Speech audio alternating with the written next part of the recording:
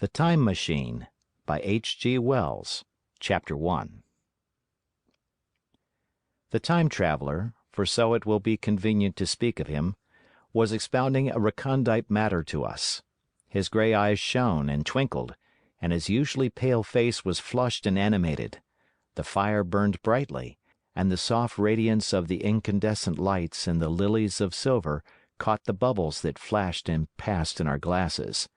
Our chairs, being his patents, embraced and caressed us rather than submitted to be sat upon, and there was that luxurious after-dinner atmosphere when thought roams gracefully free of the trammels of precision.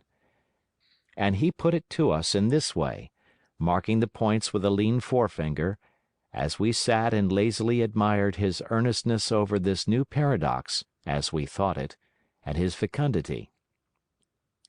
You must follow me carefully. I shall have to controvert one or two ideas that are almost universally accepted. The geometry, for instance, they taught you at school is founded on a misconception. "Is not that rather a large thing to expect us to begin upon?" said Filby, an argumentative person with red hair. "I do not mean to ask you to accept anything without reasonable ground for it. You will soon admit as much as I need from you. You know, of course, that a mathematical line, a line of thickness nil, has no real existence. They taught you that? Neither has a mathematical plane. These things are mere abstractions." "That is all right," said the psychologist. "Nor, having only length, breadth, and thickness, can a cube have a real existence." "There I object," said Filby. "Of course a solid body may exist. All real things—" "So most people think. But wait a moment. Can an instantaneous cube exist?" "Don't follow you," said Filby. "Can a cube that does not last for any time at all have a real existence?" Filby became pensive. "Clearly," the time traveler proceeded, "any real body must have extension in 4 directions. It must have length, breadth, thickness, and duration. But through a natural infirmity of the flesh, which I will explain to you in a moment, we incline to overlook this fact. There are really 4 dimensions, 3 which we call the 3 planes of space, and a 4th, time.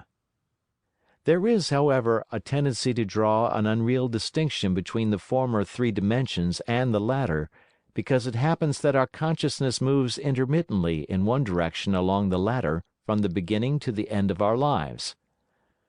"That," said a very young man, making spasmodic efforts to relight his cigar over the lamp, "that, very clear indeed."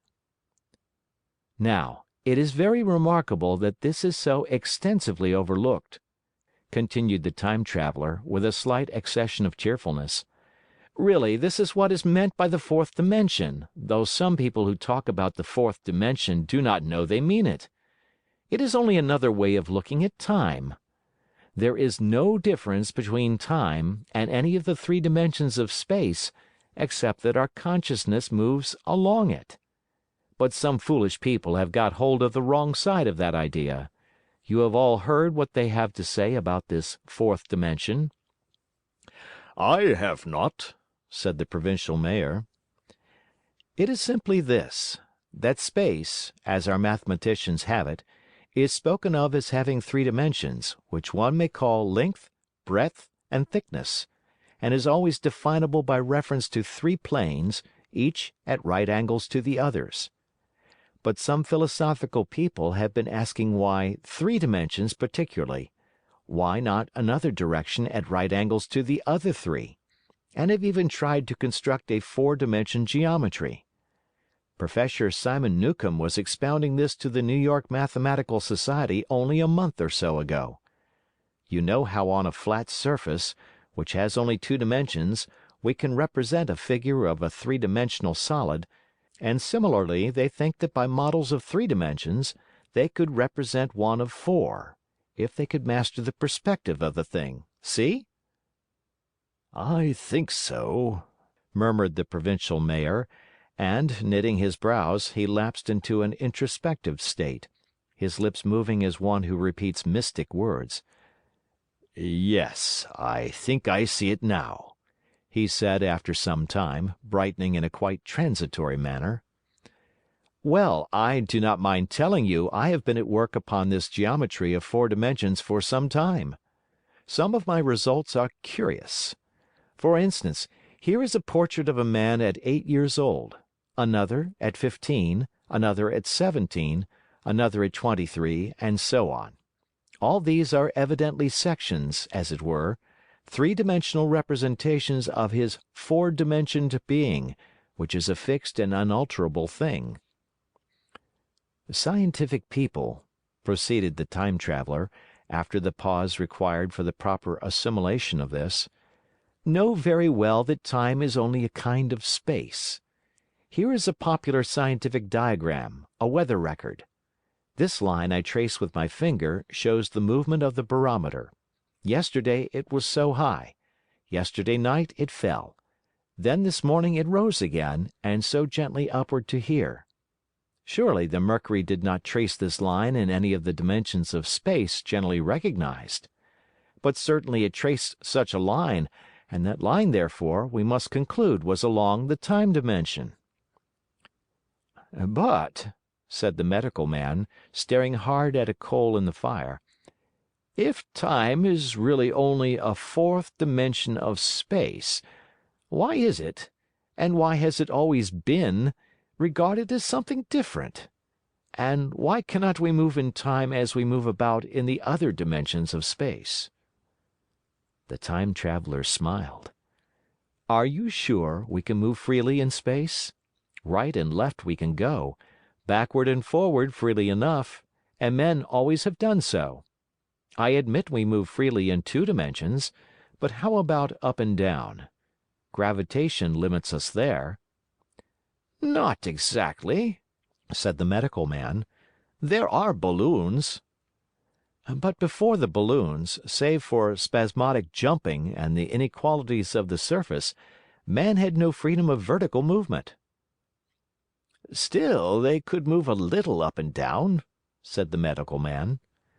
"Easier, far easier down than up." "And you cannot move at all in time, you cannot get away from the present moment." "My dear sir, that is just where you are wrong. This is just where the whole world has gone wrong. We are always getting away from the present moment. Our mental existences, which are immaterial and have no dimensions, are passing along the time dimension with a uniform velocity from the cradle to the grave. Just as we should travel down if we began our existence 50 miles above the earth's surface." "Now, the great difficulty is this," interrupted the Psychologist. "You can move about in all directions of space, but you cannot move about in time." "That is the germ of my great discovery. But you are wrong to say that we cannot move about in time. For instance, if I am recalling an incident very vividly, I go back to the instant of its occurrence. I become absent-minded, as you say. I jump back for a moment. Of course, we have no means of staying back for any length of time, any more than a savage or an animal has of staying 6 feet above the ground. But a civilized man is better off than the savage in this respect. He can go up against gravitation in a balloon, and why should he not hope that ultimately he may be able to stop or accelerate his drift along the time dimension, or even turn about and travel the other way?" "Oh, this," began Filby, "is all—" "Why not?" said the Time Traveller. "It's against reason," said Filby. "What reason?" said the Time Traveller.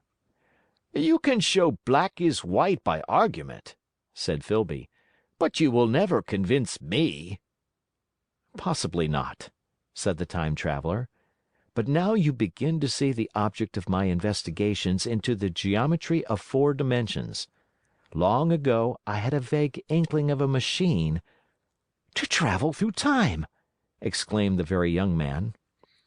"That shall travel indifferently in any direction of space and time, as the driver determines," Filby contented himself with laughter. "But I have experimental verification," said the Time Traveller. "It would be remarkably convenient for the historian," the Psychologist suggested. "One might travel back and verify the accepted account of the Battle of Hastings, for instance." "Don't you think you would attract attention?" said the Medical Man. "Our ancestors had no great tolerance for anachronisms." "One might get one's Greek from the very lips of Homer and Plato," the Very Young Man thought. "In which case they would certainly plow you for the little go.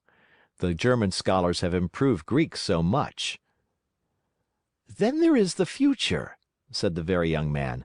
"Just think! One might invest all one's money, leave it to accumulate at interest, and hurry on ahead." "To discover a society," said I, "erected on a strictly communistic basis." "Of all the wild, extravagant theories!" began the Psychologist. "Yes, so it seemed to me, and so I never talked of it until—" "Experimental verification!" cried I. "You are going to verify that?" "The experiment!" cried Filby, who was getting brain weary.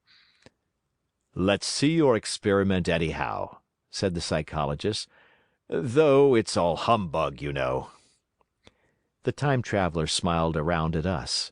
Then, still smiling faintly, and with his hands deep in his trousers pockets, he walked slowly out of the room, and we heard his slippers shuffling down the long passage to his laboratory. The Psychologist looked at us. "I wonder what he's got." "Some sleight of hand trick or other?" said the Medical Man, and Filby tried to tell us about a conjurer he had seen at Burslem, but before he had finished his preface the Time Traveller came back, and Filby's anecdote collapsed. The thing the Time Traveller held in his hand was a glittering metallic framework, scarcely larger than a small clock, and very delicately made. There was ivory in it, and some transparent crystalline substance. And now I must be explicit, for this that follows, unless his explanation is to be accepted, is an absolutely unaccountable thing. He took one of the small octagonal tables that were scattered about the room and set it in front of the fire, with two legs on the hearthrug. On this table he placed the mechanism. Then he drew up a chair and sat down. The only other object on the table was a small shaded lamp, the bright light of which fell upon the model. There were also perhaps a dozen candles about, two in brass candlesticks upon the mantel and several in sconces, so that the room was brilliantly illuminated. I sat in a low armchair nearest the fire, and I drew this forward so as to be almost between the Time Traveller and the fireplace. Filby sat behind him, looking over his shoulder. The Medical Man and the Provincial Mayor watched him in profile from the right, the Psychologist from the left. The Very Young Man stood behind the Psychologist. We were all on the alert. It appears incredible to me that any kind of trick, however subtly conceived and however adroitly done, could have been played upon us under these conditions. The Time Traveller looked at us, and then at the mechanism. "Well?" said the Psychologist. "This little affair," said the Time Traveller, resting his elbows upon the table and pressing his hands together above the apparatus, "is only a model. It is my plan for a machine to travel through time. You will notice that it looks singularly askew and that there is an odd twinkling appearance about this bar, as though it was in some way unreal." He pointed to the part with his finger. "Also, here is one little white lever, and here is another." The Medical Man got up out of his chair and peered into the thing. "It's beautifully made," he said. "It took 2 years to make," retorted the Time Traveller.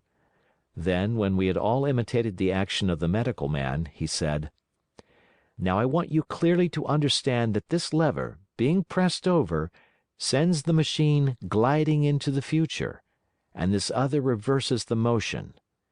This saddle represents the seat of a time traveler. Presently I am going to press the lever, and off the machine will go. It will vanish, pass into future time, and disappear. Have a good look at the thing. Look at the table, too, and satisfy yourselves there is no trickery. I don't want to waste this model, and then be told I'm a quack." There was a minute's pause, perhaps. The psychologist seemed about to speak to me, but changed his mind. Then the time traveler put forth his finger towards the lever. "No," he said suddenly, "lend me your hand."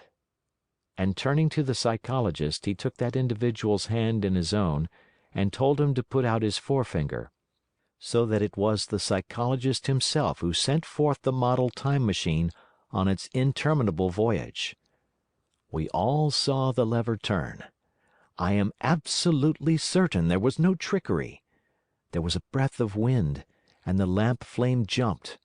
One of the candles on the mantel was blown out, and the little machine suddenly swung round, became indistinct, was seen as a ghost for a second perhaps, as an eddy of faintly glittering brass and ivory, and it was gone, vanished.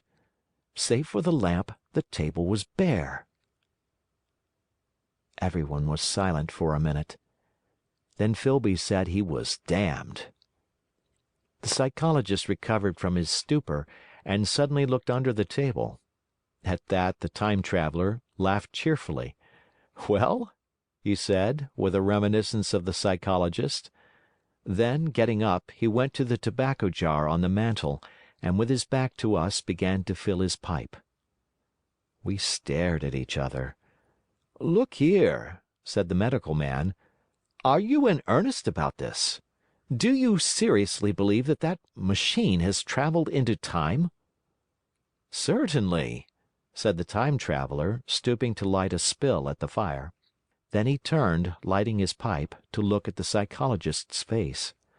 The psychologist, to show that he was not unhinged, helped himself to a cigar and tried to light it uncut. "What is more, I have a big machine nearly finished in there," he indicated the laboratory, "and when that is put together I mean to have a journey on my own account." "You mean to say that that machine has traveled into the future?" said Filby. "Into the future or the past, I don't for certain know which." After an interval, the psychologist had an inspiration. "It must have gone into the past if it has gone anywhere," he said. "Why?" said the time traveler. "Because I presume that it has not moved in space, and if it has traveled into the future, it would still be here all this time, since it must have traveled through this time." "But," I said, "if it traveled into the past, it would have been visible when we first came into this room, and last Thursday when we were here, and the Thursday before that, and so forth." "Serious objections," remarked the provincial mayor, with an air of impartiality, turning towards the time traveler. "Not a bit," said the time traveler, and to the psychologist, "You think. You can explain that. It's presentation below the threshold, you know, diluted presentation." "Of course," said the psychologist, and reassured us. "That's a simple point of psychology. I should have thought of it. It's plain enough, and helps the paradox delightfully. We cannot see it, nor can we appreciate this machine, any more than we can the spoke of a wheel spinning, or a bullet flying through the air. If it is traveling through time 50 times or 100 times faster than we are, if it gets through a minute while we get through a second, the impression it creates will of course be only 1/50th or 1/100th of what it would make if it were not traveling in time. That's plain enough." He passed his hand through the space in which the machine had been. "You see?" he said, laughing. We sat and stared at the vacant table for a minute or so. Then the time traveler asked us what we thought of it all. "It seems plausible enough tonight," said the medical man. "But wait until tomorrow. Wait for the common sense of the morning." "Would you like to see the time machine itself?" asked the time traveler. And therewith, taking the lamp in his hand, he led the way down the long, draughty corridor to his laboratory. I remember vividly the flickering light, his queer, broad head in silhouette, the dance of the shadows, how we all followed him, puzzled but incredulous, and how there in the laboratory we beheld a larger edition of the little mechanism which we had seen vanish from before our eyes. Parts were of nickel, parts of ivory, parts had certainly been filed or sawn out of rock crystal. The thing was generally complete, but the twisted crystalline bars lay unfinished upon the bench beside some sheets of drawings, and I took one up for a better look at it. Quartz it seemed to be. "Look here," said the medical man. "Are you perfectly serious? Or is this a trick, like that ghost you showed us last Christmas?" "Upon that machine," said the Time Traveller, holding the lamp aloft, "I intend to explore time. Is that plain? I was never more serious in my life." None of us knew quite how to take it. I caught Filby's eye over the shoulder of the medical man, and he winked at me solemnly. Chapter 2. I think that at that time none of us quite believed in the Time Machine. The fact is, the Time Traveller was one of those men who are too clever to be believed. You never felt that you saw all round him. You always suspected some subtle reserve, some ingenuity and ambush, behind his lucid frankness. Had Filby shown the model and explained the matter in the Time Traveller's words, we should have shown him far less skepticism, for we should have perceived his motives. A pork butcher could understand Filby. But the Time Traveller had more than a touch of whim among his elements, and we distrusted him. Things that would have made the frame of a less clever man seemed tricks in his hands. It is a mistake to do things too easily. The serious people who took him seriously never felt quite sure of his deportment. They were somehow aware that trusting their reputations for judgment with him was like furnishing a nursery with eggshell china. So I don't think any of us said very much about time traveling in the interval between that Thursday and the next, though its odd potentialities ran, no doubt, in most of our minds. Its plausibility, that is, its practical incredibleness, the curious possibilities of anachronism and of utter confusion it suggested. For my own part, I was particularly preoccupied with the trick of the model. That I remember discussing with the medical man, whom I met on Friday at the Linnaean. He said he had seen a similar thing at Tübingen, and laid considerable stress on the blowing out of the candle. But how the trick was done he could not explain. The next Thursday I went again to Richmond. I suppose I was one of the Time Traveller's most constant guests, and, arriving late, found 4 or 5 men already assembled in his drawing-room. The medical man was standing before the fire with a sheet of paper in one hand and his watch in the other. I looked round for the Time Traveller, and— "It's 7:30 now," said the medical man. "I suppose we'd better have dinner?" "Where's—" said I, naming our host. "You've just come. It's rather odd. He's unavoidably detained. He asks me in this note to lead off with dinner at 7 if he's not back. Says he'll explain when he comes." "It seems a pity to let the dinner spoil," said the editor of a well-known daily paper, and thereupon the doctor rang the bell. The psychologist was the only person besides the doctor and myself who had attended the previous dinner. The other men were Blank, the editor aforementioned, a certain journalist, and another, a quiet, shy man with a beard, whom I didn't know, and who, as far as my observation went, never opened his mouth all the evening. There was some speculation at the dinner table about the Time Traveller's absence, and I suggested time travelling in a half-jocular spirit. The editor wanted that explained to him, and the psychologist volunteered a wooden account of the ingenious paradox and trick we had witnessed that day week. He was in the midst of his exposition when the door from the corridor opened slowly and without noise. I was facing the door and saw it first. "Hallo!" I said. At last!" And the door opened wider, and the Time Traveller stood before us. I gave a cry of surprise. "Good heavens, man, what's the matter?" cried the medical man, who saw him next. And the whole tableful turned towards the door. He was in an amazing plight. His coat was dusty and dirty, and smeared with green down the sleeves, his hair disordered, and as it seemed to me, grayer, either with dust and dirt, or because its colour had actually faded. His face was ghastly pale, his chin had a brown cut on it, a cut half-healed. His expression was haggard and drawn, as by intense suffering. For a moment he hesitated in the doorway, as if he had been dazzled by the light. Then he came into the room.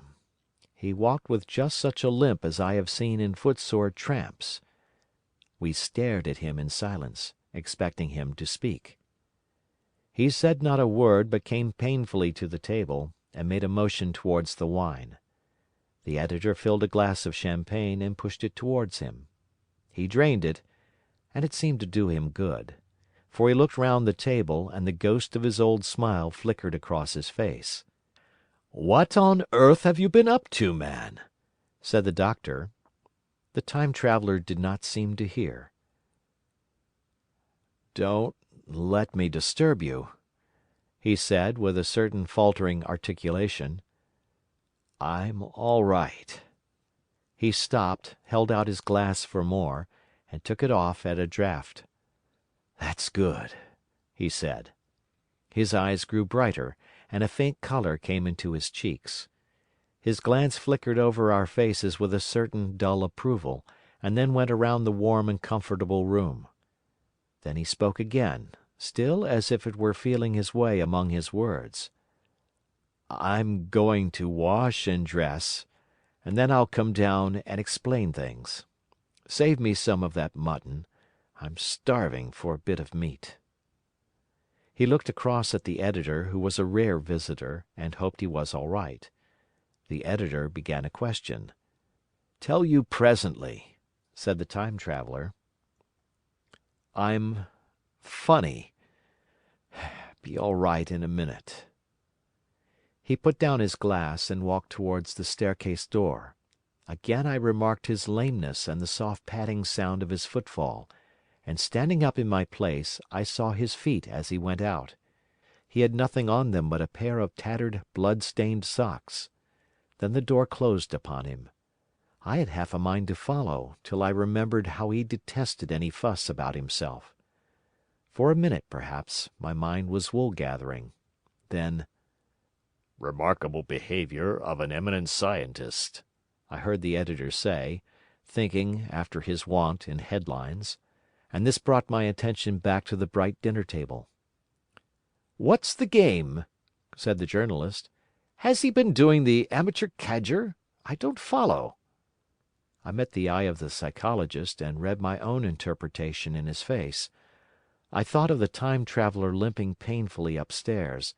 I don't think anyone else had noticed his lameness. The first to recover completely from this surprise was the medical man, who rang the bell. The Time Traveller hated to have servants waiting at dinner, for a hot plate. At that the editor turned to his knife and fork with a grunt, and the silent man followed suit. The dinner was resumed. Conversation was exclamatory for a little while, with gaps of wonderment, and then the editor got fervent in his curiosity. "Does our friend eke out his modest income with a crossing? Or has he his Nebuchadnezzar phases?" he inquired. "I feel assured it's this business of the Time Machine," I said, and took up the psychologist's account of our previous meeting. The new guests were frankly incredulous. The editor raised objections. What was this time traveling? A man couldn't cover himself with dust by rolling in a paradox, could he? And then, as the idea came home to him, he resorted to caricature. Hadn't they any clothes brushes in the future? The journalists, too, would not believe at any price, and joined the editor in the easy work of heaping ridicule on the whole thing.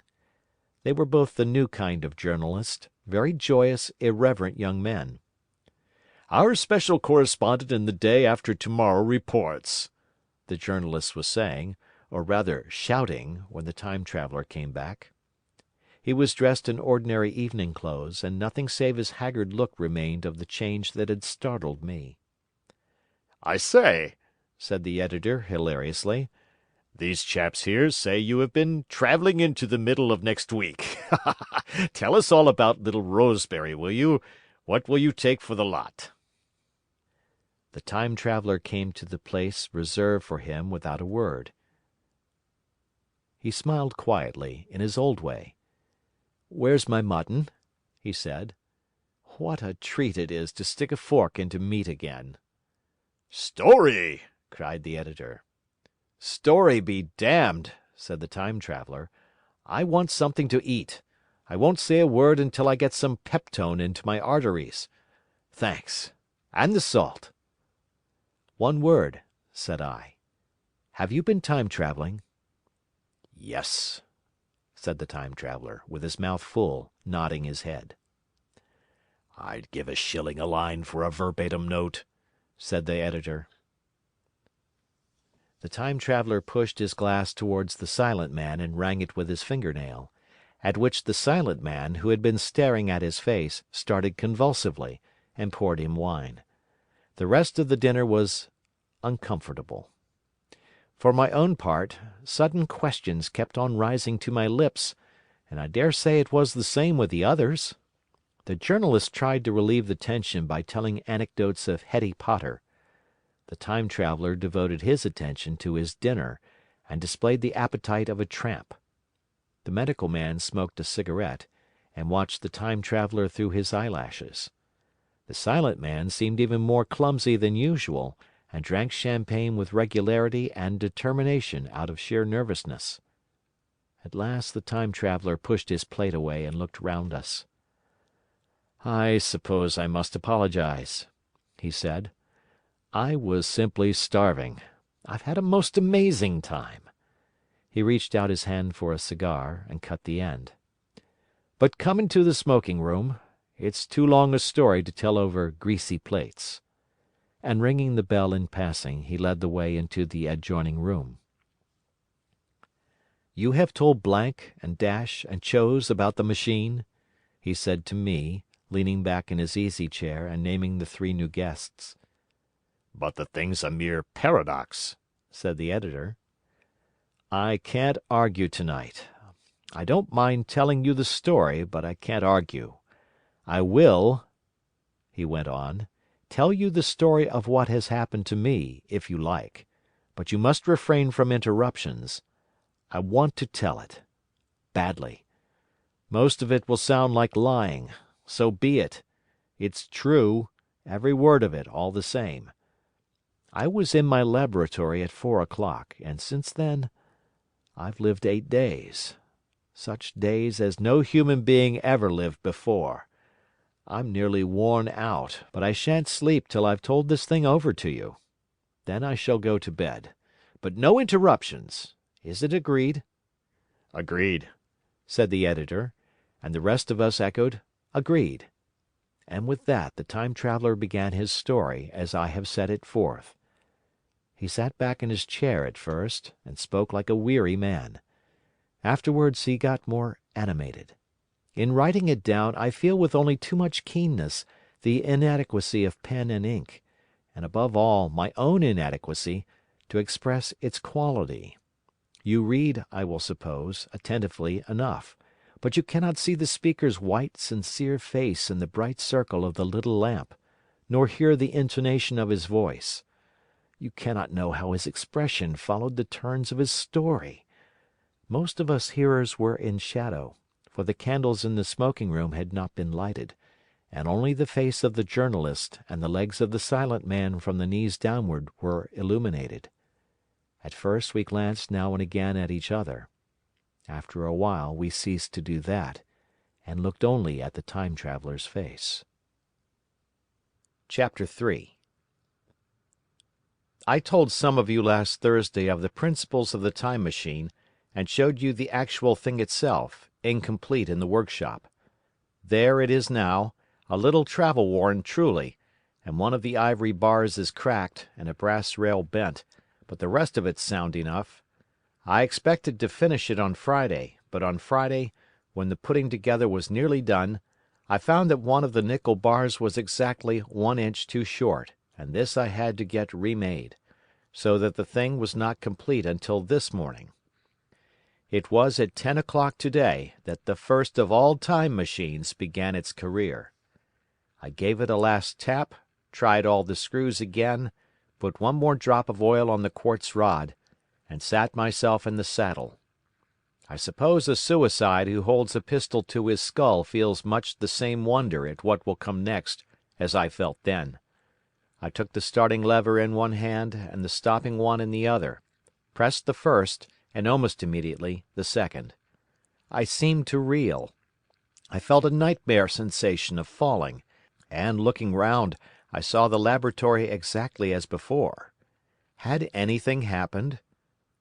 For a moment I suspected that my intellect had tricked me. Then I noted the clock. A moment before, as it seemed, it had stood at a minute or so past 10. Now it was nearly half-past 3. I drew a breath, set my teeth, gripped the starting lever with both hands, and went off with a thud. The laboratory got hazy and went dark. Mrs. Watchett came in and walked, apparently without seeing me, towards the garden door. I suppose it took her a minute or so to traverse the place, but to me she seemed to shoot across the room like a rocket. I pressed the lever over to its extreme position. The night came like the turning out of a lamp, and in another moment came tomorrow. The laboratory grew faint and hazy, then fainter and ever fainter.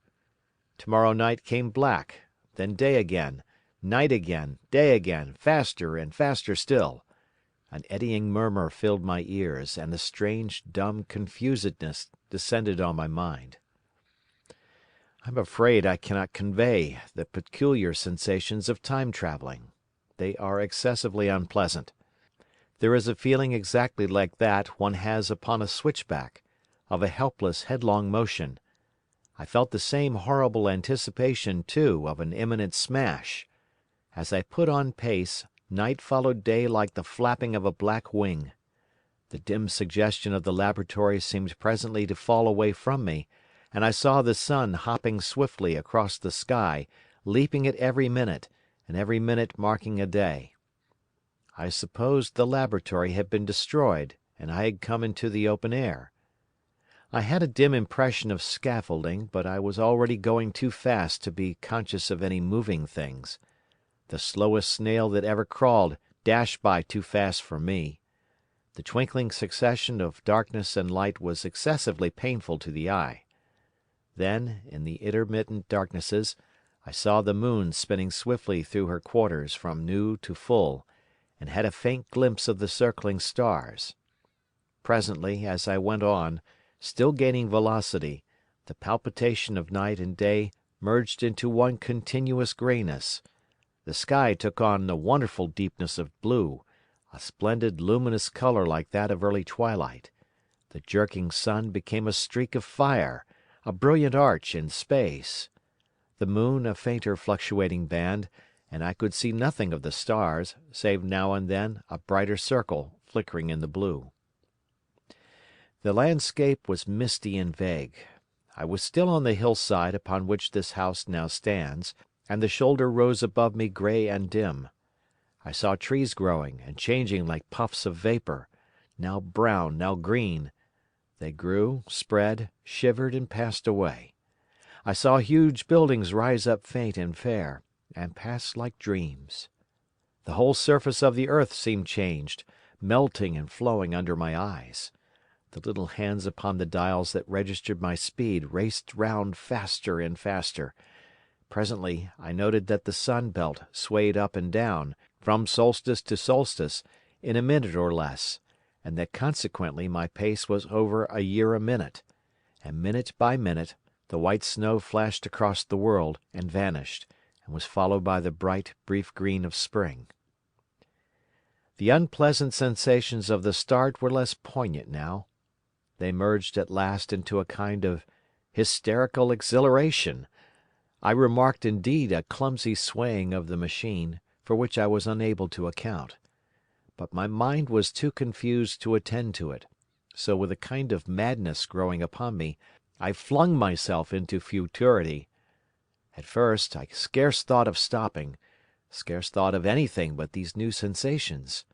But presently a fresh series of impressions grew up in my mind, a certain curiosity and therewith a certain dread, until at last they took complete possession of me. What strange developments of humanity, what wonderful advances upon our rudimentary civilization, I thought, might not appear when I came to look nearly into the dim elusive world that raced and fluctuated before my eyes. I saw great and splendid architecture rising about me, more massive than any buildings of our own time, and yet, as it seemed, built of glimmer and mist. I saw a richer green flow up the hillside and remain there, without any wintry intermission. Even through the veil of my confusion the earth seemed very fair, and so my mind came round to the business of stopping. The peculiar risk lay in the possibility of my finding some substance in the space which I, or the machine, occupied. So long as I travelled at a high velocity through time, this scarcely mattered.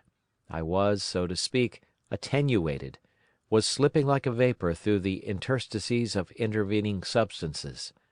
But to come to a stop involved the jamming of myself, molecule by molecule, into whatever lay in my way, meant bringing my atoms into such intimate contact with those of the obstacle that a profound chemical reaction, possibly a far-reaching explosion, would result, and blow myself and my apparatus out of all possible dimensions, into the unknown. This possibility had occurred to me again and again while I was making the machine, but then I had cheerfully accepted it as an unavoidable risk, one of the risks a man has got to take. Now the risk was inevitable, I no longer saw it in the same cheerful light.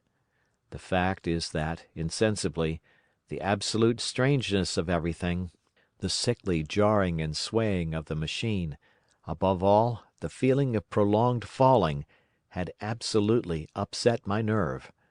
I told myself that I could never stop, and with a gust of petulance I resolved to stop forthwith. Like an impatient fool I lugged over the lever, and incontinently the thing went reeling over, and I was flung headlong through the air. There was the sound of a clap of thunder in my ears. I may have been stunned for a moment. A pitiless hail was hissing round me, and I was sitting on soft turf in front of the overset machine. Everything still seemed grey, but presently I remarked that the confusion in my ears was gone. I looked round me. I was on what seemed to be a little lawn in a garden, surrounded by rhododendron bushes, and I noticed that their mauve and purple blossoms were dropping in a shower under the beating of the hailstones. The rebounding, dancing hail hung in a cloud over the machine and drove along the ground like smoke. In a moment I was wet to the skin. "Fine hospitality," said I, "to a man who has travelled innumerable years to see you." Presently I thought what a fool I was to get wet. I stood up and looked round me. A colossal figure, carved apparently in some white stone, loomed indistinctly beyond the rhododendrons through the hazy downpour, but all else of the world was invisible. My sensations would be hard to describe. As the columns of hail grew thinner, I saw the white figure more distinctly. It was very large, for a silver birch tree touched its shoulder. It was of white marble, in shape something like a winged sphinx, but the wings, instead of being carried vertically at the sides, were spread so that it seemed to hover. The pedestal, it appeared to me, was of bronze, and was thick with verdigris. It chanced that the face was towards me. The sightless eyes seemed to watch me. There was the faint shadow of a smile on the lips. It was greatly weather-worn, and that imparted an unpleasant suggestion of disease. I stood looking at it for a little space, half a minute perhaps, or half an hour. It seemed to advance and to recede as the hail drove before it, denser or thinner. At last I tore my eyes from it for a moment, and saw that the hail curtain had worn threadbare, and that the sky was lightening with the promise of the sun. I looked up again at the crouching white shape, and the full temerity of my voyage came suddenly upon me. What might appear when that hazy curtain was altogether withdrawn? What might not have happened to men?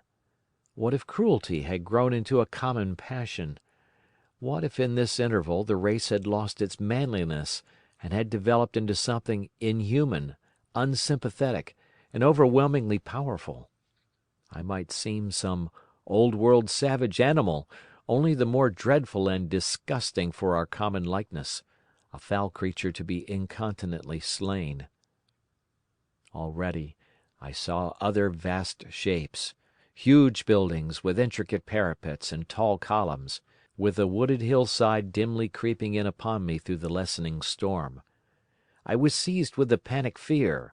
I turned frantically to the Time Machine, and strove hard to readjust it. As I did so, the shafts of the sun smote through the thunderstorm. The grey downpour was swept aside and vanished like the trailing garments of a ghost.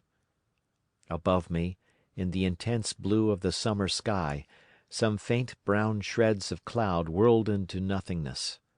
The great buildings about me stood out clear and distinct, shining with the wet of the thunderstorm, and picked out in white by the unmelted hailstones piled along their courses. I felt naked in a strange world. I felt as perhaps a bird may feel in the clear air, knowing the hawk wings above and will swoop. My fear grew to frenzy.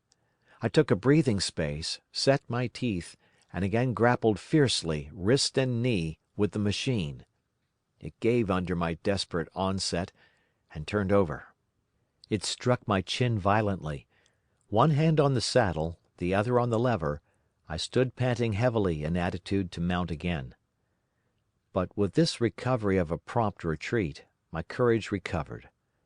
I looked more curiously and less fearfully at this world of the remote future. In a circular opening, high up in the wall of the nearer house, I saw a group of figures clad in rich soft robes. They had seen me, and their faces were directed towards me. Then I heard voices approaching me. Coming through the bushes by the white sphinx were the heads and shoulders of men running. One of these emerged in a pathway leading straight to the little lawn upon which I stood with my machine. He was a slight creature, perhaps 4 feet high, clad in a purple tunic, girdled at the waist with a leather belt. Sandals or buskins, I could not clearly distinguish which, were on his feet. His legs were bare to the knees, and his head was bare. Noticing that, I noticed for the first time how warm the air was. He struck me as being a very beautiful and graceful creature, but indescribably frail. His flushed face reminded me of the more beautiful kind of consumptive, that hectic beauty of which we used to hear so much. At the sight of him, I suddenly regained confidence. I took my hands from the machine. Chapter 4. In another moment we were standing face to face, I and this fragile thing out of futurity. He came straight up to me and laughed into my eyes. The absence from his bearing of any sign of fear struck me at once. Then he turned to the 2 others who were following him and spoke to them in a strange and very sweet and liquid tongue. There were others coming, and presently a little group of perhaps 8 or 10 of these exquisite creatures were about me. One of them addressed me. It came into my head, oddly enough, that my voice was too harsh and deep for them, so I shook my head, and pointing to my ears, shook it again. He came a step forward, hesitated, and then touched my hand. Then I felt other soft little tentacles upon my back and shoulders. They wanted to make sure I was real. There was nothing in this at all alarming. Indeed, there was something in these pretty little people that inspired confidence, a graceful gentleness, a certain childlike ease. And besides, they looked so frail that I could fancy myself flinging the whole dozen of them about like ninepins. but I made a sudden motion to warn them when I saw their little pink hands feeling at the Time Machine. Happily then, when it was not too late, I thought of a danger I had hitherto forgotten, and reaching over the bars of the machine, I unscrewed the little levers that would set it in motion, and put these in my pocket. Then I turned again to see what I could do in the way of communication. And then, looking more nearly into their features, I saw some further peculiarities in their Dresden china type of prettiness. Their hair, which was uniformly curly, came to a sharp end at the neck and cheek. There was not the faintest suggestion of it on the face, and their ears were singularly minute. The mouths were small, with bright red, rather thin lips, and the little chins ran to a point. The eyes were large and mild, and, this may seem egotism on my part, I fancied even that there was a certain lack of the interest I might have expected in them. As they made no effort to communicate with me, but simply stood round me, smiling and speaking in soft cooing notes to each other, I began the conversation. I pointed to the Time Machine and to myself. Then, hesitating for a moment how to express time, I pointed to the sun. At once a quaintly pretty little figure in checkered purple and white followed my gesture, and then astonished me by imitating the sound of thunder. For a moment I was staggered, though the import of his gesture was plain enough. The question had come into my mind abruptly: were these creatures fools? You may hardly understand how it took me. You see, I had always anticipated that the people of the year 802,000 odd would be incredibly in front of us in knowledge, art, everything. Then one of them suddenly asked me a question that showed him to be on the intellectual level of one of our 5-year-old children; asked me, in fact, if I had come from the sun in a thunderstorm. It let loose the judgment I had suspended upon their clothes, their frail light limbs and fragile features. A flow of disappointment rushed across my mind. For a moment I felt that I had built the Time Machine in vain. I nodded, pointed to the sun, and gave them such a vivid rendering of a thunderclap as startled them. They all withdrew a pace or so and bowed. Then came one laughing towards me, carrying a chain of beautiful flowers altogether new to me, and put it about my neck. The idea was received with melodious applause, and presently they were all running to and fro for flowers, and laughingly flinging them upon me until I was almost smothered with blossom. You who have never seen the like can scarcely imagine what delicate and wonderful flowers countless years of culture had created. Then someone suggested that their playthings should be exhibited in the nearest building, and so I was led past the Sphinx of white marble, which had seemed to watch me all the while with a smile at my astonishment, towards a vast grey edifice of fretted stone. As I went with them, the memory of my confident anticipations of a profoundly grave and intellectual posterity came with irresistible merriment to my mind. The building had a huge entry, and was altogether of colossal dimensions. I was naturally most occupied with the growing crowd of little people, and with the big open portals that yawned before me shadowy and mysterious. My general impression of the world I saw over their heads was a tangled waste of beautiful bushes and flowers, a long neglected and yet weedless garden. I saw a number of tall spikes of strange white flowers, measuring a foot perhaps across the spread of the waxen petals. They grew scattered, as if wild, among the variegated shrubs, but, as I say, I did not examine them closely at this time. The Time Machine was left deserted on the turf among the rhododendrons. The arch of the doorway was richly carved, but naturally I did not observe the carving very narrowly, though I fancied I saw suggestions of old Phoenician decorations as I passed through, and it struck me that they were very badly broken and weather-worn.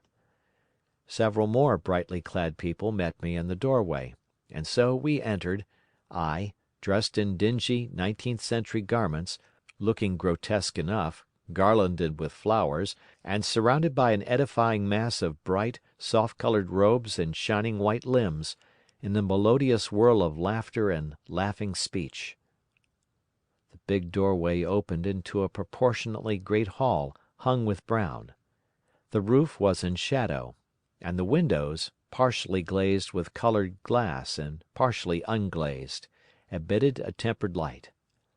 The floor was made up of huge blocks of some very hard white metal, not plates nor slabs, blocks, and it was so much worn, as I judged from the going to and fro of past generations, as to be deeply channeled along the more frequented ways. Transverse to the length were innumerable tables made of slabs of polished stone, raised perhaps a foot from the floor, and upon these were heaps of fruits. Some I recognized as a kind of hypertrophied raspberry and orange, but for the most part they were strange. Between the tables was scattered a great number of cushions. Upon these my conductors seated themselves, signing for me to do likewise. With a pretty absence of ceremony, they began to eat the fruit with their hands, flinging peel and stalks, and so forth, into the round openings in the sides of the tables. I was not loath to follow their example, for I felt thirsty and hungry. As I did so, I surveyed the hall at my leisure. And perhaps the thing that struck me most was its dilapidated look. The stained glass windows, which displayed only a geometrical pattern, were broken in many places, and the curtains that hung across the lower end were thick with dust. And it caught my eye that the corner of the marble table near me was fractured. Nevertheless, the general effect was extremely rich and picturesque. There were perhaps a couple of hundred people dining in the hall, and most of them, seated as near to me as they could come, were watching me with interest, their little eyes shining over the fruit they were eating. All were clad in the same soft and yet strong silky material. Fruit, by the by, was all their diet. These people of the remote future were strict vegetarians, and while I was with them, in spite of some carnal cravings, I had to be frugivorous also. Indeed, I found afterwards that horses, cattle, sheep, dogs, had followed the ichthyosaurus into extinction. But the fruits were very delightful. One, in particular, that seemed to be in season all the time I was there, a flowery thing in a three-sided husk, was especially good, and I made it my staple. At first I was puzzled by all these strange fruits, and by the strange flowers I saw, but later I began to perceive their import. However, I am telling you of my fruit dinner in the distant future now. So soon as my appetite was a little checked, I determined to make a resolute attempt to learn the speech of these new men of mine. Clearly that was the next thing to do. The fruit seemed a convenient thing to begin upon, and holding one of these up, I began a series of interrogative sounds and gestures. I had some considerable difficulty in conveying my meaning.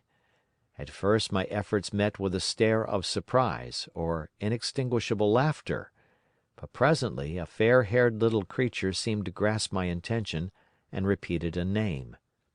They had to chatter and explain the business at great length to each other, and my first attempts to make the exquisite little sounds of their language caused an immense amount of amusement. However, I felt like a schoolmaster amidst children, and persisted, and presently I had a score of noun substantives at least at my command, and then I got to demonstrative pronouns, and even the verb to eat. But it was slow work, and the little people soon tired and wanted to get away from my interrogations, so I determined, rather of necessity, to let them give their lessons in little doses when they felt inclined. And very little doses I found they were, before long, for I never met people more indolent or more easily fatigued. A queer thing I soon discovered about my little hosts, and that was their lack of interest. They would come to me with eager cries of astonishment, like children, but like children they would soon stop examining me and wander away after some other toy. The dinner and my conversational beginnings ended, I noted for the first time that almost all those who had surrounded me at first were gone. It is odd, too, how speedily I came to disregard these little people. I went out through the portal into the sunlit world again as soon as my hunger was satisfied. I was continually meeting more of these men of the future, who would follow me a little distance, chatter and laugh about me, and, having smiled and gesticulated in a friendly way, leave me again to my own devices. The calm of evening was upon the world as I emerged from the great hall, and the scene was lit by the warm glow of the setting sun. At first things were very confusing. Everything was so entirely different from the world I had known, even the flowers. The big building I had left was situated on the slope of a broad river valley, but the Thames had shifted perhaps a mile from its present position. I resolved to mount to the summit of a crest, perhaps a mile and a half away, from which I could get a wider view of this our planet in the year 802,701 A.D. For that, I should explain, was the date the little dials of my machine recorded. As I walked I was watching for every impression that could possibly help to explain the condition of ruinous splendor in which I found the world, for ruinous it was. A little way up the hill, for instance, was a great heap of granite, bound together by masses of aluminium, a vast labyrinth of precipitous walls and crumpled heaps, amidst which were thick heaps of very beautiful pagoda-like plants, nettles possibly, but wonderfully tinted with brown about the leaves, and incapable of stinging. It was evidently the derelict remains of some vast structure, to what end built I could not determine. It was here that I was destined, at a later date, to have a very strange experience, the first intimation of a still stranger discovery, but of that I will speak in its proper place. Looking round with a sudden thought, from a terrace on which I rested for a while, I realized that there were no small houses to be seen. Apparently the single house, and possibly even the household, had vanished. Here and there among the greenery were palace-like buildings, but the house and the cottage, which form such characteristic features of our own English landscape, had disappeared. Communism, said I to myself. And on the heels of that came another thought. I looked at the half-dozen little figures that were following me. Then, in a flash, I perceived that all had the same form of costume, the same soft hairless visage, and the same girlish rotundity of limb. It may seem strange, perhaps, that I had not noticed this before. But everything was so strange. Now, I saw the fact plainly enough. In costume, and in all the differences of texture and bearing that now mark off the sexes from each other, these people of the future were alike, and the children seemed to my eyes to be but the miniatures of their parents.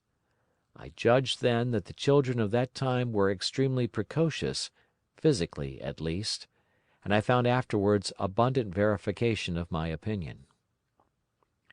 Seeing the ease and security in which these people were living, I felt that this close resemblance of the sexes was after all what one would expect, for the strength of a man and the softness of a woman, the institution of the family, and the differentiation of occupations are mere militant necessities of an age of physical force. Where population is balanced and abundant, much childbearing becomes an evil rather than a blessing to the state. Where violence comes but rarely and offspring are secure, there is less necessity. Indeed, there is no necessity for an efficient family, and the specialization of the sexes with reference to their children's needs disappears. We see some beginnings of this even in our own time, and in this future age it was complete. This, I must remind you, was my speculation at the time. Later, I was to appreciate how far it fell short of the reality. While I was musing upon these things, my attention was attracted by a pretty little structure, like a well under a cupola. I thought in a transitory way of the oddness of wells still existing, and then resumed the thread of my speculations. There were no large buildings towards the top of the hill, and as my walking powers were evidently miraculous, I was presently left alone for the first time. With a strange sense of freedom and adventure I pushed on up to the crest. There I found a seat of some yellow metal that I did not recognize, corroded in places with a kind of pinkish rust, and half smothered in soft moss, the armrests cast and filed into the resemblance of griffins' heads. I sat down on it, and I surveyed the broad view of our old world under the sunset of that long day. It was as sweet and fair a view as I have ever seen. The sun had already gone below the horizon, and the west was flaming gold, touched with some horizontal bars of purple and crimson. Below was the valley of the Thames, in which the river lay like a band of burnished steel. I have already spoken of the great palaces dotted about among the variegated greenery, some in ruins and some still occupied. Here and there rose a white or silvery figure in the waste garden of the earth. Here and there came the sharp vertical line of some cupola or obelisk. There were no hedges, no signs of proprietary rights, no evidences of agriculture. The whole earth had become a garden. So watching, I began to put my interpretation upon the things I had seen, and as it shaped itself to me that evening, my interpretation was something in this way. Afterwards, I found I had got only a half-truth, or only a glimpse of one facet of the truth. It seemed to me that I had happened upon humanity upon the wane. The ruddy sunset set me thinking of the sunset of mankind. For the first time I began to realize an odd consequence of the social effort in which we are at present engaged. And yet, come to think, it is a logical consequence enough. Strength is the outcome of need.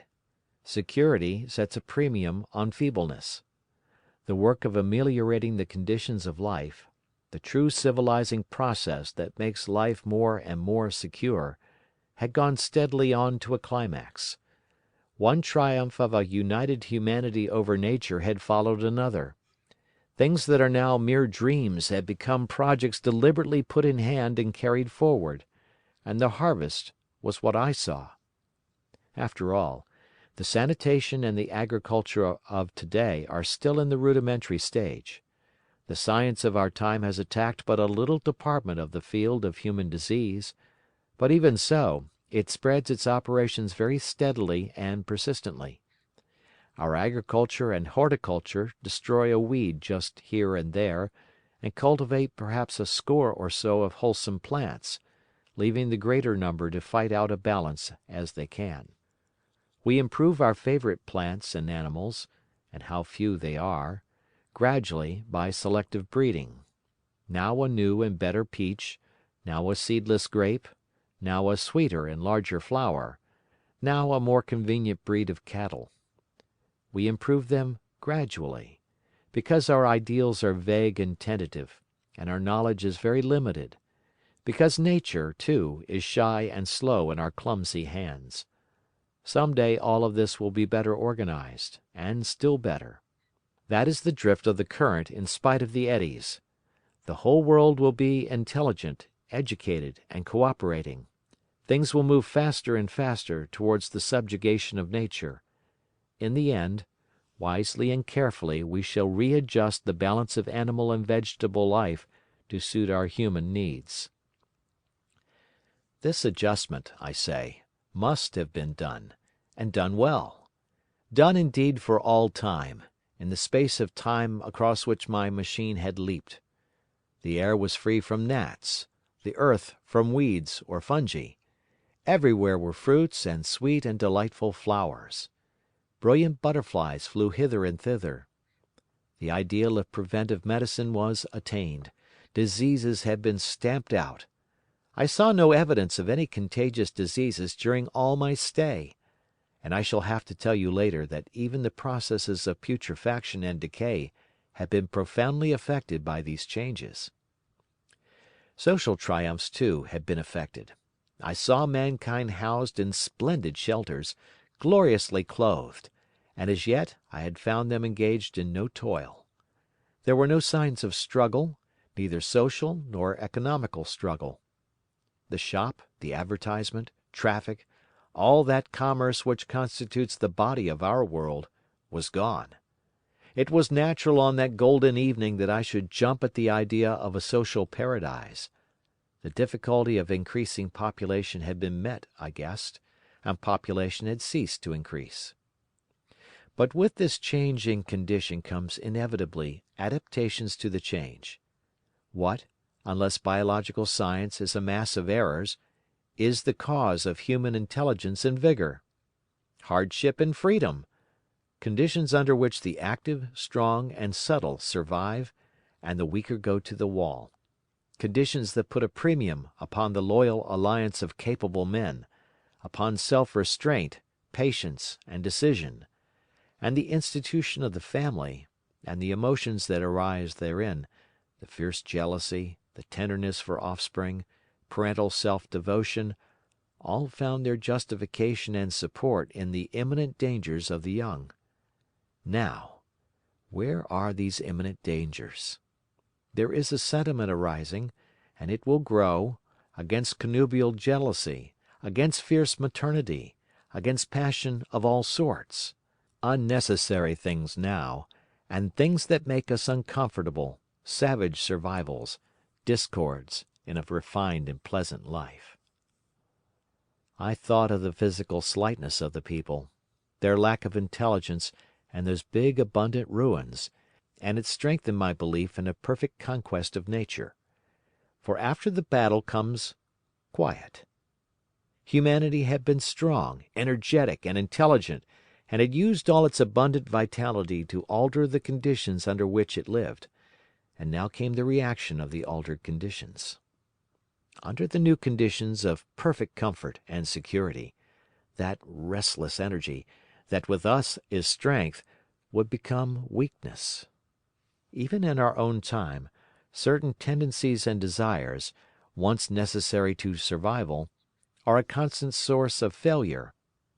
Physical courage and the love of battle, for instance, are no great help, may even be hindrances, to a civilized man. And in a state of physical balance and security, power, intellectual as well as physical, would be out of place.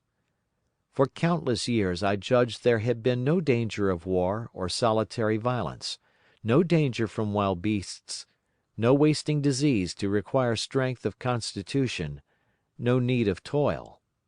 For such a life, what we should call the weak are as well equipped as the strong, are indeed no longer weak. Better equipped indeed they are, for the strong would be fretted by an energy for which there was no outlet.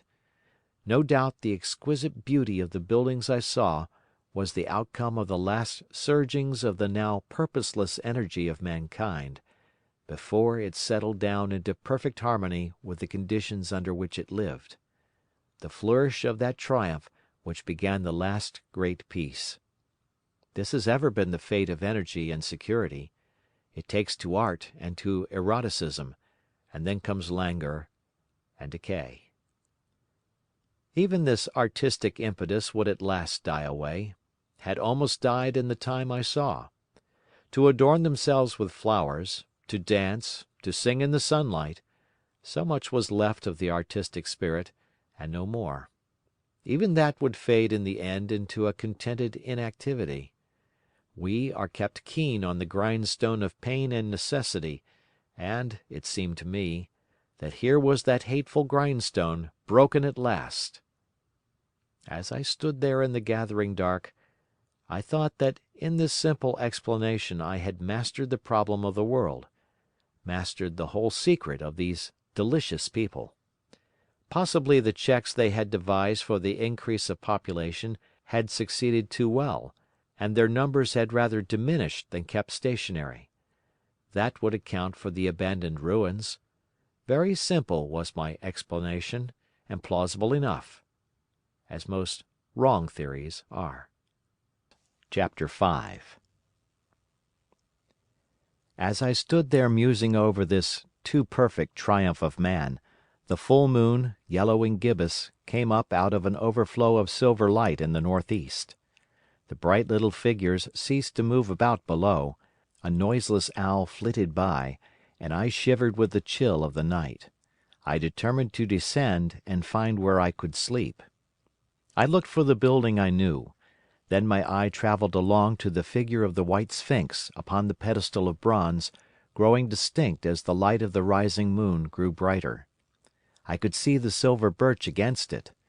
There was the tangle of rhododendron bushes, black in the pale light, and there was the little lawn. I looked at the lawn again. A queer doubt chilled my complacency. No, said I stoutly to myself, that was not the lawn. But it was the lawn, for the white leprous face of the sphinx was towards it. Can you imagine what I felt as this conviction came home to me? But you cannot. The time machine was gone. At once, like a lash across the face, came the possibility of losing my own age, of being left helpless in this strange new world. The bare thought of it was an actual physical sensation. I could feel it grip me at the throat and stop my breathing. In another moment I was in a passion of fear, and running with great leaping strides down the slope. Once I fell headlong and cut my face. I lost no time in stanching the blood, but jumped up and ran on, with a warm trickle down my cheek and chin. All the time I ran I was saying to myself, "They have moved it a little, pushed it under the bushes out of the way." Nevertheless, I ran with all my might. All the time, with a certainty that sometimes comes with excessive dread, I knew that such assurance was folly, knew instinctively that the machine was removed, out of my reach. My breath came with pain. I suppose I covered the whole distance from the hill crest to the little lawn, 2 miles perhaps, in 10 minutes. And I am not a young man. I cursed aloud, as I ran, at my confident folly in leaving the machine, wasting good breath thereby. I cried aloud, and none answered. Not a creature seemed to be stirring in that moonlit world. When I reached the lawn my worst fears were realized. Not a trace of the thing was to be seen. I felt faint and cold when I faced the empty space among the black tangle of bushes. I ran round it furiously, as if the thing might be hidden in a corner, and then stopped abruptly, with my hands clutching my hair. Above me towered the sphinx, upon the bronze pedestal, white, shining, leprous, in the light of the rising moon. It seemed to smile in mockery of my dismay. I might have consoled myself by imagining the little people had put the mechanism in some shelter for me, had I not felt assured of their physical and intellectual inadequacy. That is what dismayed me, the sense of some hitherto unsuspected power, through whose intervention my invention had vanished. Yet, for one thing I felt assured, unless some other age had produced its exact duplicate, the machine could not have moved in time. The attachment of the levers—I will show you the method later—prevented anyone from tampering with it in that way when they were removed. It had moved and was hid only in space, but then, where could it be? I think I must have had a kind of frenzy. I remember running violently in and out among the moonlit bushes all round the sphinx, and startling some white animal that, in the dim light, I took for a small deer. I remember, too, late that night, beating the bushes with my clenched fist until my knuckles were gashed and bleeding from the broken twigs. Then, sobbing and raving in my anguish of mind, I went down to the great building of stone. The big hall was dark, silent, and deserted. I slipped on the uneven floor, and fell over one of the malachite tables, almost breaking my shin. I lit a match and went on past the dusty curtains, of which I have told you. There I found a second great hall covered with cushions, upon which, perhaps, a score or so of the little people were sleeping. I have no doubt they found my second appearance strange enough, coming suddenly out of the quiet darkness with inarticulate noises and the splutter and flare of a match. for they had forgotten about matches. "Where is my time machine?" I began, bawling like an angry child, laying hands upon them and shaking them up together. It must have been very queer to them. Some laughed. Some of them looked sorely frightened. When I saw them standing round me, it came into my head that I was doing as foolish a thing as it was possible for me to do under the circumstances, in trying to revive the sensation of fear. For, reasoning from their daylight behavior, I thought that fear must be forgotten. Abruptly, I dashed down the match, and knocking one of the people over in my course, went blundering across the big dining hall again, out under the moonlight. I heard cries of terror and their little feet running and stumbling this way and that. I do not remember all I did as the moon crept up the sky. I suppose it was the unexpected nature of my loss that maddened me. I felt hopelessly cut off from my own kind, a strange animal in an unknown world. I must have raved to and fro, screaming and crying upon God and fate. I have a memory of horrible fatigue, as the long night of despair wore away, of looking in this impossible place and that, of groping among moonlit ruins and touching strange creatures in the black shadows, at last of lying on the ground near the Sphinx and weeping with absolute wretchedness. I had nothing left but misery.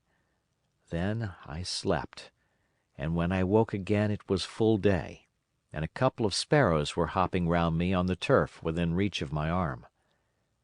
I sat up in the freshness of the morning, trying to remember how I had got there, and why I had such a profound sense of desertion and despair. Then things came clear in my mind. With the plain, reasonable daylight, I could look my circumstances fairly in the face. I saw the wild folly of my frenzy overnight, and I could reason with myself. Suppose the worst, I said. Suppose the machine altogether lost, perhaps destroyed?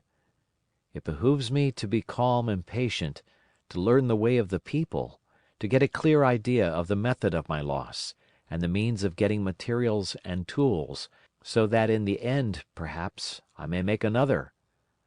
That would be my only hope, perhaps, but better than despair. And, after all, it was a beautiful and curious world. But probably the machine had only been taken away. Still, I must be calm and patient, find its hiding place, and recover it by force or cunning. And with that I scrambled to my feet and looked about me, wondering where I could bathe. I felt weary, stiff, and travel-soiled. The freshness of the morning made me desire an equal freshness. I had exhausted my emotion. Indeed, as I went about my business, I found myself wondering at my intense excitement overnight. I made a careful examination of the ground about the little lawn. I wasted some time in futile questionings, conveyed, as well as I was able, to such of the little people as came by. They all failed to understand my gestures. Some were simply stolid, some thought it was a jest and laughed at me. I had the hardest task in the world to keep my hands off their pretty laughing faces. It was a foolish impulse, but the devil begotten of fear and blind anger was ill-curbed and still eager to take advantage of my perplexity. The turf gave me better counsel. I found a groove ripped in it, about midway between the pedestal of the Sphinx and the marks of my feet, where, on arrival, I had struggled with the overturned machine.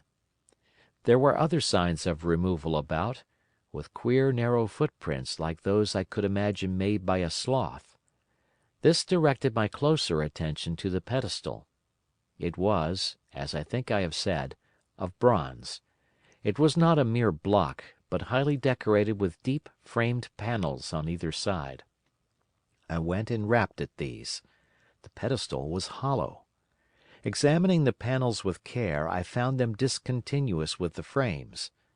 There were no handles or keyholes, but possibly the panels, if they were doors, as I supposed, opened from within. One thing was clear enough to my mind. It took no very great mental effort to infer that my Time Machine was inside that pedestal. But how it got there was a different problem. I saw the heads of two orange-clad people coming through the bushes and under some blossom-covered apple trees towards me. I turned smiling to them and beckoned them to me. They came, and then, pointing to the bronze pedestal, I tried to intimate my wish to open it. But at my first gesture towards this they behaved very oddly. I don't know how to convey their expression to you. Suppose you were to use a grossly improper gesture to a delicate-minded woman. It is how she would look. They went off as if they had received the last possible insult. I tried a sweet-looking little chap in white next, with exactly the same result. Somehow his manner made me feel ashamed of myself. But, as you know, I wanted the Time Machine, and I tried him once more. As he turned off, like the others, my temper got the better of me. In 3 strides I was after him, had him by the loose part of his robe round the neck, and began dragging him towards the Sphinx. Then I saw the horror and repugnance of his face, and all of a sudden I let him go. But I was not beaten yet. I banged with my fist at the bronze panels. I thought I heard something stir inside. To be explicit, I thought I heard a sound like a chuckle, but I must have been mistaken. Then I got a big pebble from the river and came and hammered till I had flattened a coil in the decorations, and the verdigris came off in powdery flakes. The delicate little people must have heard me hammering in gusty outbreaks a mile away on either hand, but nothing came of it. I saw a crowd of them upon the slopes, looking furtively at me. At last, hot and tired, I sat down to watch the place. But I was too restless to watch long. I am too occidental for a long vigil. I could work at a problem for years, but to wait inactive for 24 hours, that is another matter. I got up after a time, and began walking aimlessly through the bushes towards the hill again. Patience, said I to myself. If you want your machine again, you must leave that Sphinx alone. If they mean to take your machine away, it's little good your wrecking their bronze panels, and if they don't, you will get it back as soon as you can ask for it. To sit among all those unknown things before a puzzle like that is hopeless. That way lies monomania. Face this world, learn its ways, watch it. Be careful of too hasty guesses at its meaning. In the end, you will find clues to it all. Then, suddenly the humor of the situation came into my mind. The thought of the years I had spent in study and toil to get into the future age, and now my passion of anxiety to get out of it. I had made myself the most complicated and the most hopeless trap that ever a man devised. Although it was at my own expense, I could not help myself. I laughed aloud. Going through the big palace, it seemed to me that the little people avoided me. It may have been my fancy, or it may have had something to do with my hammering at the gates of bronze. Yet I felt tolerably sure of the avoidance. I was careful, however, to show no concern and to abstain from any pursuit of them, and in the course of a day or two things got back to the old footing. I made what progress I could in the language, and in addition I pushed my explorations here and there. Either I missed some subtle point, or their language was excessively simple, almost exclusively composed of concrete substantives and verbs. There seemed to be few, if any, abstract terms, or little use of figurative language. Their sentences were usually simple and of 2 words, and I failed to convey or understand any but the simplest propositions. I determined to put the thought of my Time Machine and the mystery of the bronze doors under the Sphinx as much as possible in a corner of memory, until my growing knowledge would lead me back to them in a natural way. Yet a certain feeling, you may understand, tethered me in a circle of a few miles round the point of my arrival. So far as I could see, all the world displayed the same exuberant richness as the Thames Valley. From every hill I climbed I saw the same abundance of splendid buildings, endlessly varied in material and style, the same clustering thickets of evergreens, the same blossom-laden trees and tree ferns. Here and there water shone like silver, and beyond, the land rose into blue undulating hills, and so faded into the serenity of the sky. A peculiar feature, which presently attracted my attention, was the presence of certain circular wells, several, as it seemed to me, of a very great depth. One lay by the path up the hill, which I had followed during my first walk. Like the others, it was rimmed with bronze, curiously wrought, and protected by a little cupola from the rain. Sitting by the side of these wells, and peering down into the shafted darkness, I could see no gleam of water, nor could I start any reflection with a lighted match. But in all of them I heard a certain sound, a thud, thud, thud, like the beating of some big engine, and I discovered, from the flaring of my matches, that a steady current of air set down the shafts. Further, I threw a scrap of paper into the throat of one, and, instead of fluttering slowly down, it was at once sucked swiftly out of sight. After a time, too, I came to connect these wells with tall towers standing here and there upon the slopes, for above them there was often just such a flicker in the air as one sees on a hot day above a sun-scorched beach. Putting things together, I reached a strong suggestion of an extensive system of subterranean ventilation, whose true import it was difficult to imagine. I was at first inclined to associate it with the sanitary apparatus of these people. It was an obvious conclusion, but it was absolutely wrong. And here I must admit that I learned very little of drains and bells and modes of conveyance and the like conveniences during my time in this real future.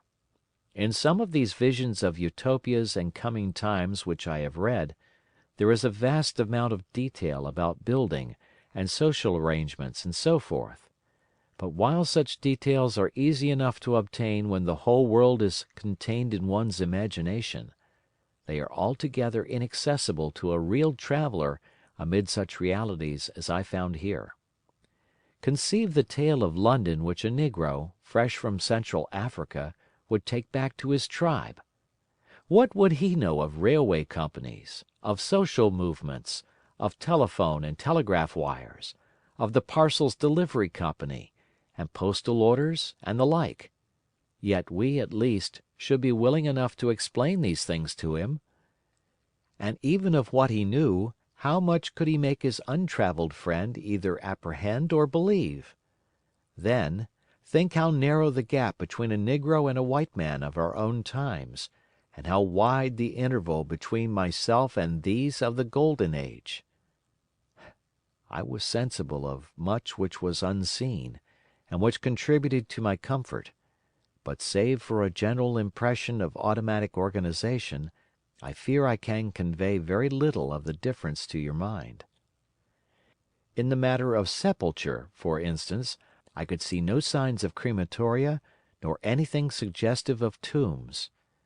But it occurred to me that, possibly, there might be cemeteries, or crematoria, somewhere beyond the range of my explorings. This, again, was a question I deliberately put to myself, and my curiosity was at first entirely defeated upon the point. The thing puzzled me, and I was led to make a further remark, which puzzled me still more: that aged and infirm among this people there were none.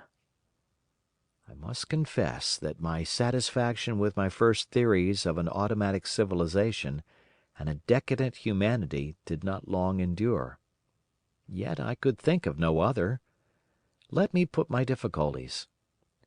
The several big palaces I had explored were mere living places, great dining halls and sleeping apartments. I could find no machinery, no appliances of any kind.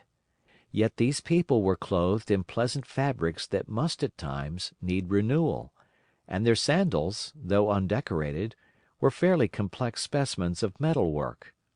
Somehow such things must be made, and the little people displayed no vestige of a creative tendency. There were no shops, no workshops, no sign of importations among them. They spent all their time in playing gently, in bathing in the river, in making love in a half playful fashion, in eating fruit and sleeping. I could not see how things were kept going. Then, again, about the Time Machine, something, I knew not what, had taken it into the hollow pedestal of the White Sphinx. Why?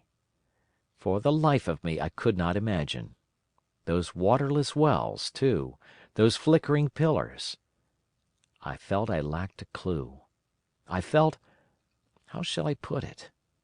Suppose you found an inscription with sentences here and there in excellent plain English, and interpolated therewith others made up of words, of letters even, absolutely unknown to you. Well, on the third day of my visit, that was how the world of 802,701 presented itself to me. That day, too, I made a friend, of a sort. It happened that, as I was watching some of the little people bathing in a shallow, one of them was seized with cramp and began drifting downstream. The main current ran rather swiftly, but not too strongly for even a moderate swimmer. It will give you an idea, therefore, of the strange deficiency in these creatures, when I tell you that none made the slightest attempt to rescue the weakly crying thing which was drowning before their eyes. When I realized this, I hurriedly slipped off my clothes, and, wading in at a point lower down, I caught the poor mite and drew her safe to land. A little rubbing of the limbs soon brought her round, and I had the satisfaction of seeing she was all right before I left her. I had got to such a low estimate of her kind that I did not expect any gratitude from her. In that, however, I was wrong. This happened in the morning. In the afternoon I met my little woman, as I believe it was, as I was returning towards my centre from an exploration, and she received me with cries of delight, and presented me with a big garland of flowers, evidently made for me, and me alone. The thing took my imagination. Very possibly I had been feeling desolate. At any rate, I did my best to display my appreciation of the gift. We were soon seated together in a little stone arbor, engaged in conversation, chiefly of smiles. The creature's friendliness affected me exactly as a child's might have done. We passed each other flowers, and she kissed my hands. I did the same to hers. Then I tried talk, and found that her name was Weena, which, though I don't know what it meant, somehow seemed appropriate enough. That was the beginning of a queer friendship which lasted a week, and ended as I will tell you. She was exactly like a child. She wanted to be with me always. She tried to follow me everywhere, and on my next journey out and about it went to my heart to tire her down, and leave her at last, exhausted and calling after me rather plaintively. But the problems of the world had to be mastered. I had not, I said to myself, come into the future to carry on a miniature flirtation. Yet her distress when I left her was very great. Her expostulations at the parting were sometimes frantic, and I think, altogether, I had as much trouble as comfort from her devotion. Nevertheless, she was, somehow, a very great comfort. I thought it was mere childish affection that made her cling to me. Until it was too late, I did not clearly know what I had inflicted upon her when I left her. Nor until it was too late did I clearly understand what she was to me.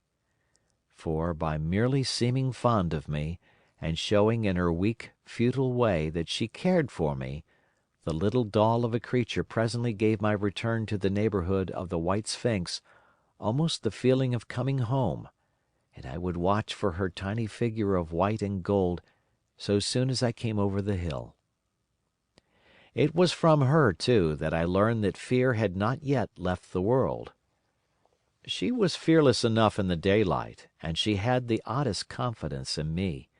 For once, in a foolish moment, I made threatening grimaces at her, and she simply laughed at them.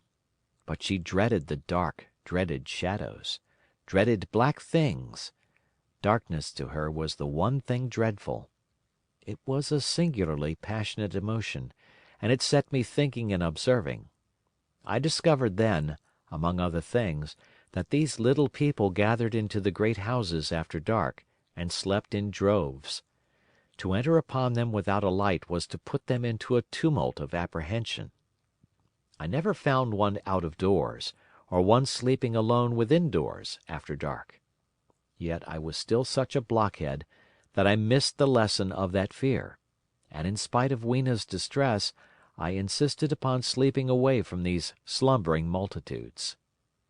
It troubled her greatly, but in the end her odd affection for me triumphed, and for 5 of the nights of our acquaintance, including the last night of all, she slept with her head pillowed on my arm.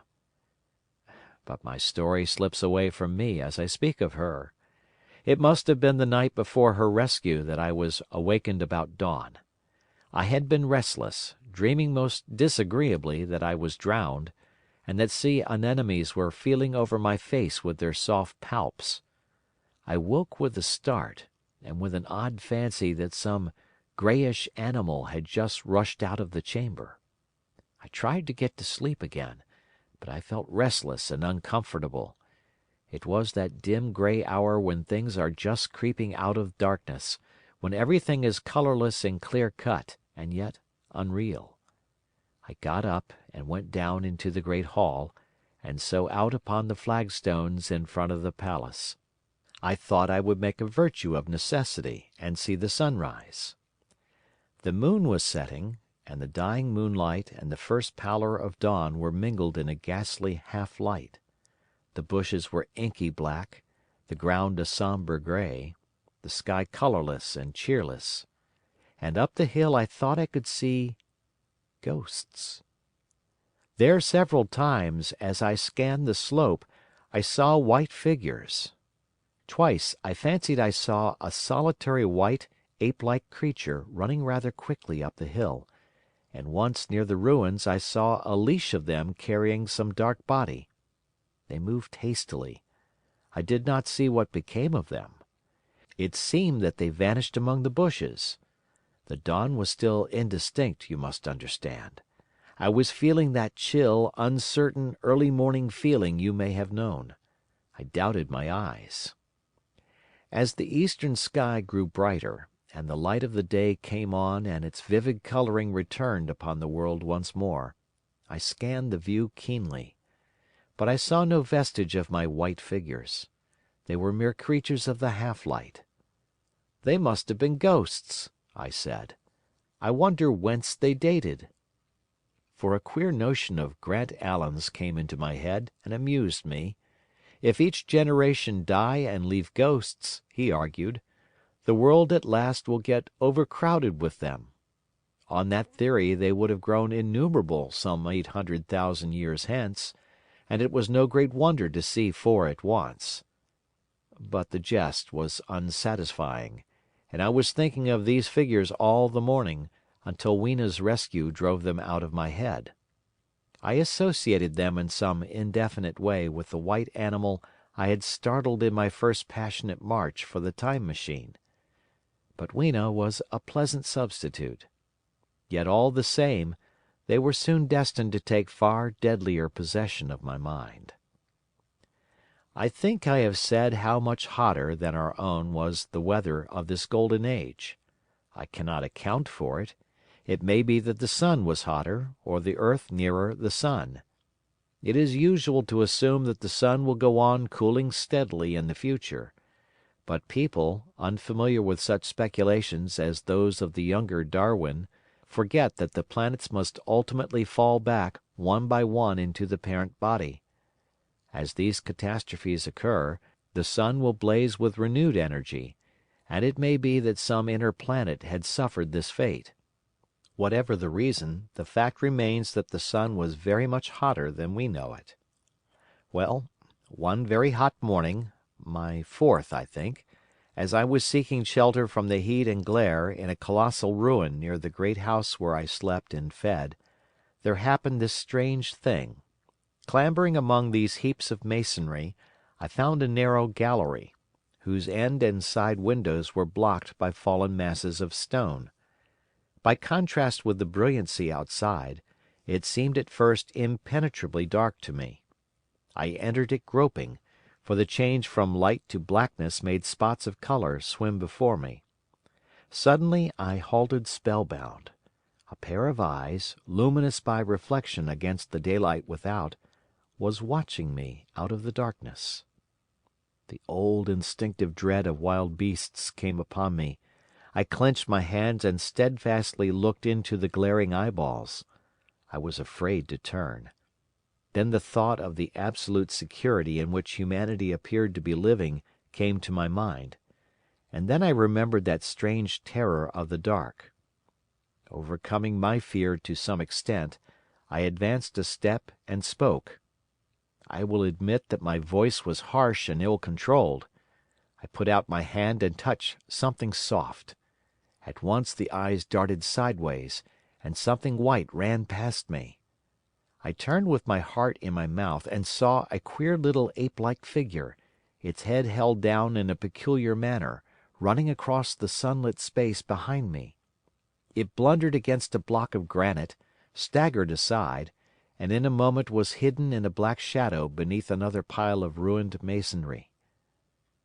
My impression of it is, of course, imperfect, but I know it was a dull white, and had strange large greyish-red eyes. Also that there was flaxen hair on its head and down its back. But, as I say, it went too fast for me to see distinctly. I cannot even say whether it ran on all fours, or only with its forearms held very low. After an instant's pause, I followed it into the second heap of ruins. I could not find it at first, but, after a time in the profound obscurity, I came upon one of those round, well-like openings of which I have told you, half closed by a fallen pillar. A sudden thought came to me. Could this thing have vanished down the shaft? I lit a match, and looking down I saw a small, white, moving creature, with large bright eyes which regarded me steadfastly as it retreated. It made me shudder. It was so like a human spider. It was clambering down the wall, and now I saw for the first time a number of metal foot and hand rests forming a kind of ladder down the shaft. Then the light burned my fingers and fell out of my hand, going out as it dropped, and when I had lit another, the little monster had disappeared. I do not know how long I sat peering down that well. It was not for some time that I could succeed in persuading myself that the thing I had seen was human. But gradually the truth dawned on me, that man had not remained one species, but had differentiated into two distinct animals, that my graceful children of the upper world were not the sole descendants of our generation, but that this bleached, obscene, nocturnal thing, which had flashed before me, was also heir to all the ages. I thought of the flickering pillars, and of my theory of an underground ventilation. I began to suspect their true import. And what, I wondered, was this lemur doing in my scheme of perfectly balanced organization? How was it related to the indolent serenity of the beautiful upper-worlders? And what was hidden down there, at the foot of that shaft?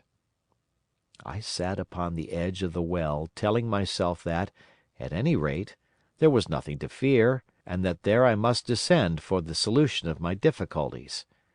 And withal I was absolutely afraid to go. As I hesitated, two of the beautiful upper-world people came running in their amorous sport across the daylight in the shadow. The male pursued the female, flinging flowers at her as he ran. They seemed distressed to find me, my arm against the overturned pillar, peering down the well. Apparently it was considered bad form to remark these apertures, for when I pointed to this one and tried to frame a question about it in their tongue, they were still more visibly distressed, and turned away. But they were interested by my matches, and I struck some to amuse them.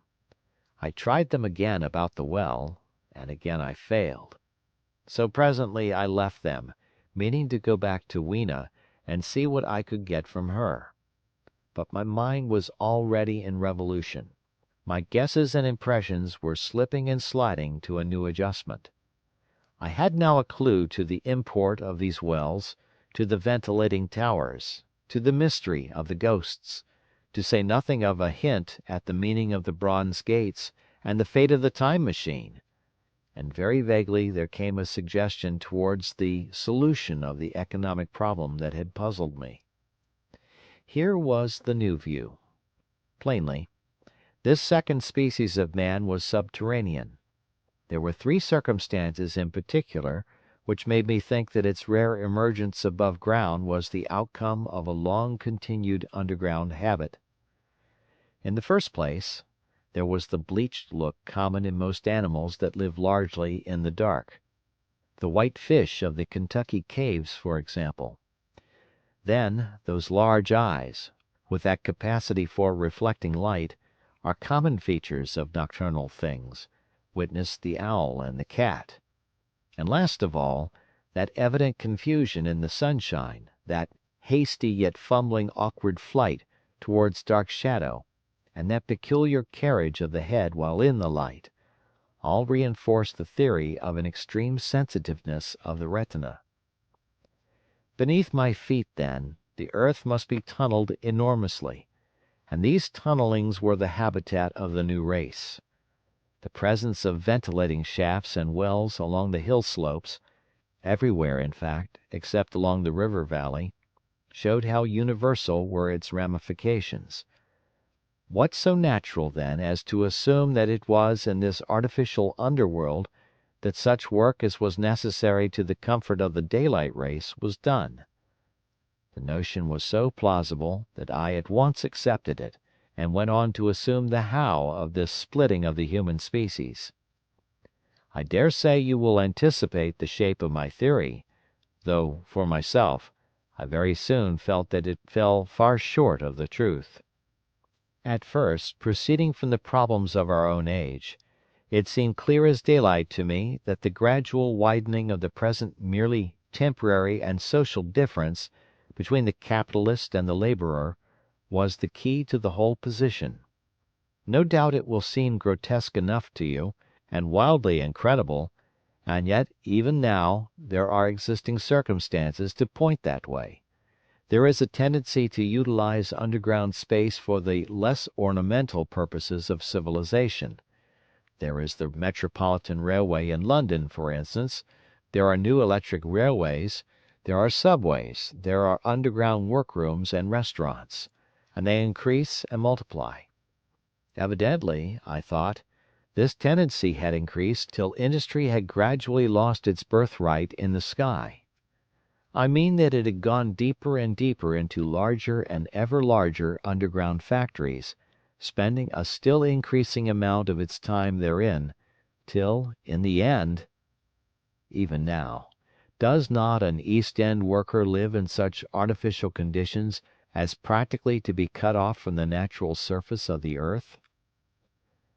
Again, the exclusive tendency of richer people, due, no doubt, to the increasing refinement of their education and the widening gulf between them and the rude violence of the poor, is already leading to the closing, in their interest, of considerable portions of the surface of the land. About London, for instance, perhaps half the prettier country is shut in against intrusion.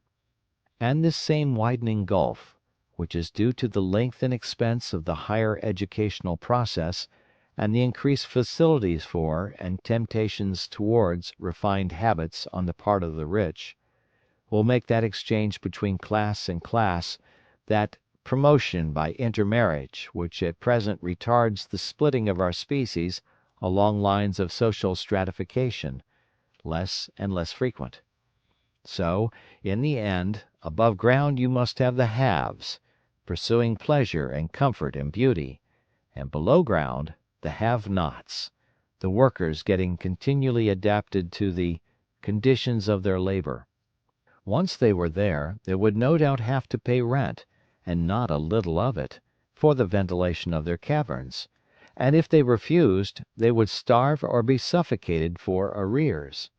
Such of them as were so constituted as to be miserable and rebellious would die, and, in the end, the balance being permanent, the survivors would become as well adapted to the conditions of underground life, and as happy in their way, as the upper world people were to theirs.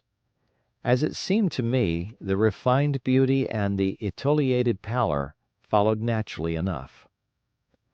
The great triumph of humanity I had dreamed of took a different shape in my mind. It had been no such triumph of moral education and general cooperation as I had imagined. Instead, I saw a real aristocracy, armed with a perfected science and working to a logical conclusion the industrial system of today.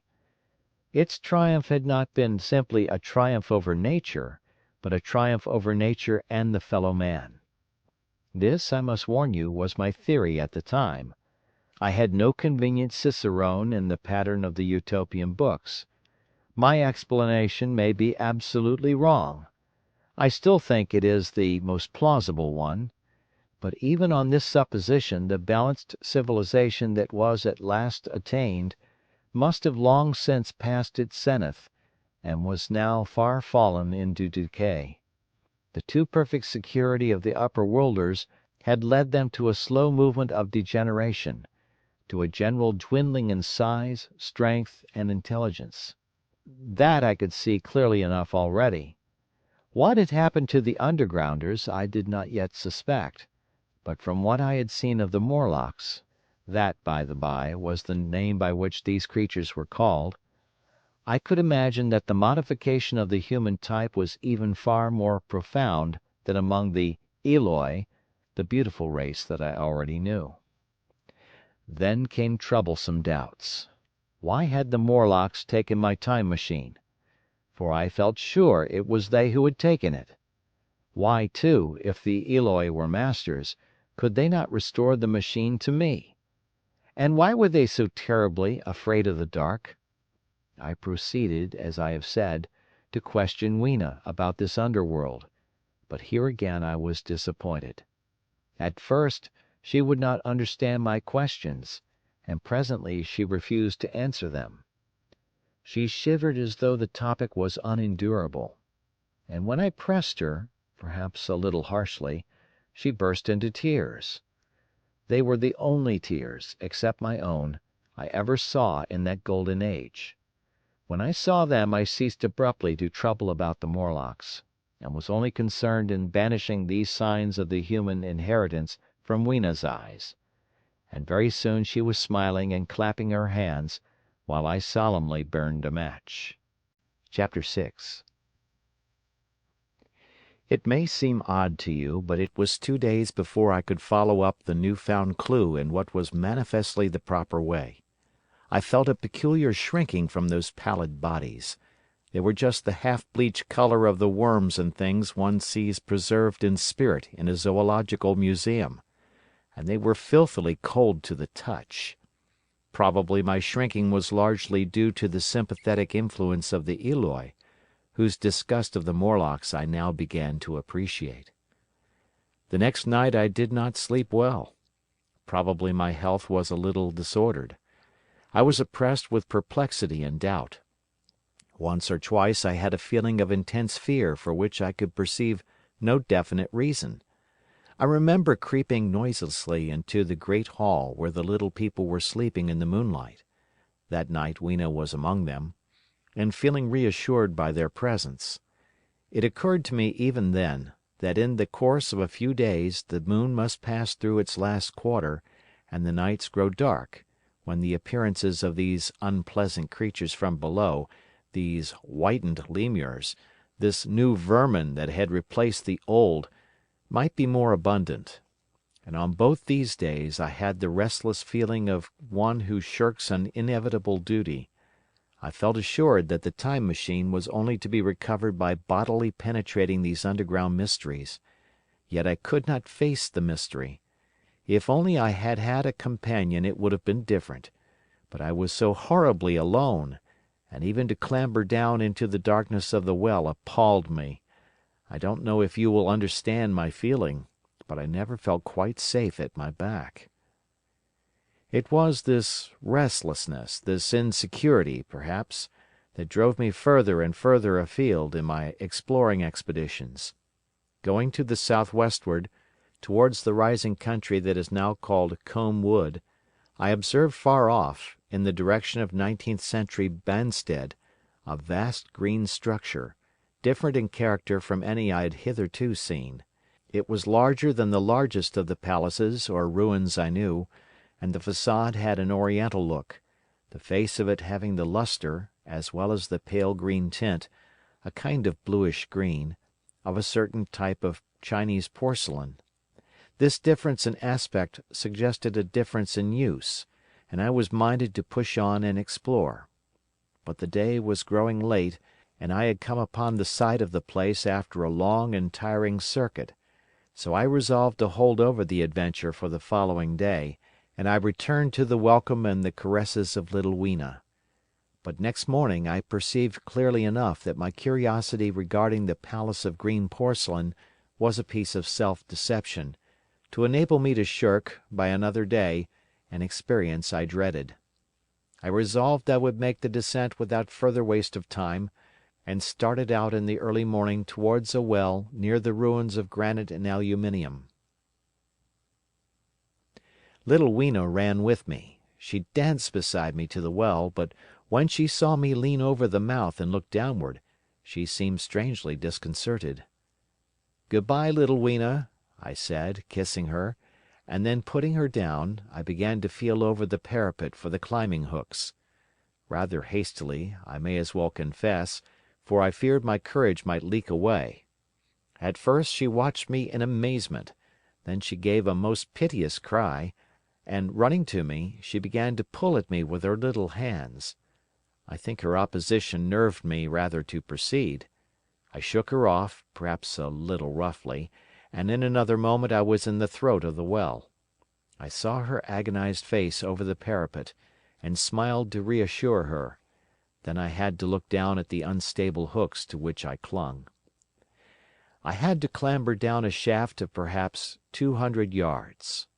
The descent was effected by means of metallic bars projecting from the sides of the well, and these being adapted to the needs of a creature much smaller and lighter than myself, I was speedily cramped and fatigued by the descent. And not simply fatigued. One of the bars bent suddenly under my weight, and almost swung me off into the blackness beneath. For a moment I hung by one hand, and after that experience I did not dare to rest again. Though my arms and back were presently acutely painful, I went on clambering down the sheer descent with as quick a motion as possible. Glancing upward, I saw the aperture, a small blue disk, in which a star was visible, while little Weena's head showed as a round black projection.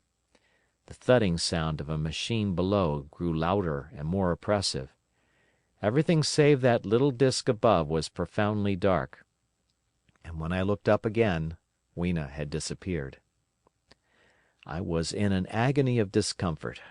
I had some thought of trying to go up the shaft again, and leave the underworld alone. But even while I turned this over in my mind I continued to descend. At last, with intense relief, I saw dimly coming up, a foot to the right of me, a slender loophole in the wall. Swinging myself in, I found it was the aperture of a narrow horizontal tunnel in which I could lie down and rest. It was not too soon. My arms ached, my back was cramped, and I was trembling with the prolonged terror of a fall. Besides this, the unbroken darkness had had a distressing effect upon my eyes. The air was full of the throb and hum of machinery pumping air down the shaft. I do not know how long I lay. I was roused by a soft hand touching my face. Starting up in the darkness, I snatched at my matches, and hastily striking one, I saw 3 stooping white creatures similar to the one I had seen above ground in the ruin, hastily retreating before the light. Living, as they did, in what appeared to me impenetrable darkness, their eyes were abnormally large and sensitive, just as are the pupils of the abysmal fishes, and they reflected the light in the same way. I have no doubt they could see me in that rayless obscurity, and they did not seem to have any fear of me apart from the light. But so soon as I struck a match in order to see them, they fled incontinently, vanishing into dark gutters and tunnels, from which their eyes glared at me in the strangest fashion. I tried to call to them, but the language they had was apparently different from that of the overworld people, so that I was needs left to my own unaided efforts, and the thought of flight before exploration was even then in my mind. But I said to myself, "You are in for it now," and, feeling my way along the tunnel, I found the noise of machinery grow louder. Presently the walls fell away from me, and I came to a large open space, and striking another match, saw that I had entered a vast arched cavern, which stretched into utter darkness beyond the range of my light. The view I had of it was as much as one could see in the burning of a match. Necessarily my memory is vague.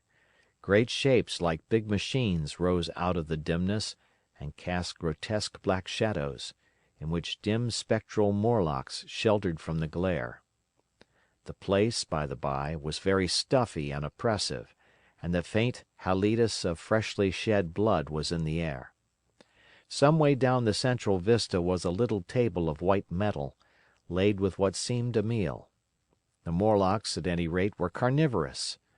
Even at the time, I remember wondering what large animal could have survived to furnish the red joint I saw.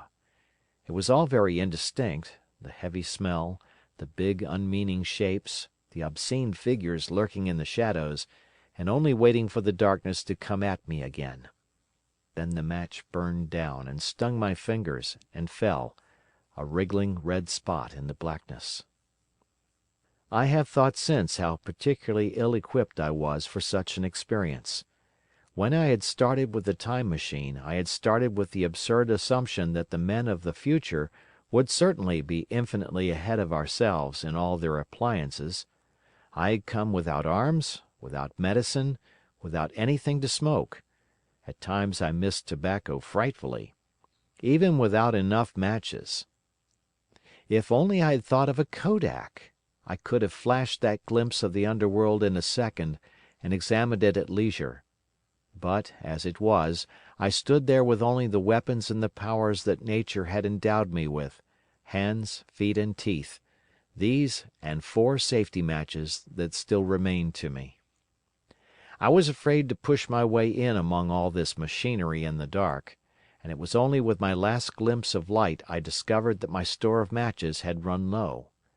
It had never occurred to me until that moment that there was any need to economize them, and I had wasted almost half the box in astonishing the upper worlders, to whom fire was a novelty. Now, as I say, I had 4 left, and while I stood in the dark, a hand touched mine, lank fingers came feeling over my face, and I was sensible of a peculiar unpleasant odour. I fancied I heard the breathing of a crowd of those dreadful little beings about me. I felt the box of matches in my hand being gently disengaged, and other hands behind me plucking at my clothing. The sense of these unseen creatures examining me was indescribably unpleasant. The sudden realization of my ignorance of their ways of thinking and doing came home to me very vividly in the darkness. I shouted at them as loudly as I could. They started away, and then I could feel them approaching me again. They clutched at me more boldly, whispering odd sounds to each other. I shivered violently, and shouted again, rather discordantly. This time they were not so seriously alarmed, and they made a queer, laughing noise as they came back at me. I will confess I was horribly frightened. I determined to strike another match and escape under the protection of its glare. I did so, and eking out the flicker with a scrap of paper from my pocket, I made good my retreat to the narrow tunnel. But I had scarce entered this when my light was blown out and in the blackness I could hear the Morlocks rustling like wind among leaves, and pattering like the rain as they hurried after me. In a moment I was clutched by several hands, and there was no mistaking that they were trying to haul me back. I struck another light, and waved it in their dazzled faces. You can scarce imagine how nauseatingly inhuman they looked, those pale, chinless faces, and great lidless pinkish grey eyes, as they stared in their blindness and bewilderment. But I did not stay to look, I promise you. I retreated again, and when my second match had ended, I struck my third. It had almost burned through when I reached the opening into the shaft. I lay down on the edge, for the throb of the great pump below made me giddy. Then I felt sideways for the projecting hooks, and as I did so, my feet were grasped from behind, and I was violently tugged backward. I lit my last match, and it incontinently went out. But I had my hand on the climbing bars now, and, kicking violently, I disengaged myself from the clutches of the Morlocks, and was speedily clambering up the shaft, while they stayed peering and blinking up at me, all but one little wretch who followed me for some way, and well nigh secured my boot as a trophy. That climb seemed interminable to me. With the last 20 or 30 feet of it, a deadly nausea came upon me. I had the greatest difficulty in keeping my hold. The last few yards was a frightful struggle against this faintness. Several times my head swam, and I felt all the sensations of falling. At last, however, I got over the well mouth somehow, and staggered out of the ruin into the blinding sunlight. I fell upon my face. Even the soil smelt sweet and clean. Then I remember Weena kissing my hands and ears, and the voices of others among the Eloi. Then, for a time, I was insensible. Chapter 7. Now indeed I seemed in a worse case than before. Hitherto, except during my night's anguish at the loss of the Time Machine, I had felt a sustaining hope of ultimate escape, but that hope was staggered by these new discoveries. Hitherto I had merely thought myself impeded by the childish simplicity of the little people, and by some unknown forces which I had only to understand to overcome.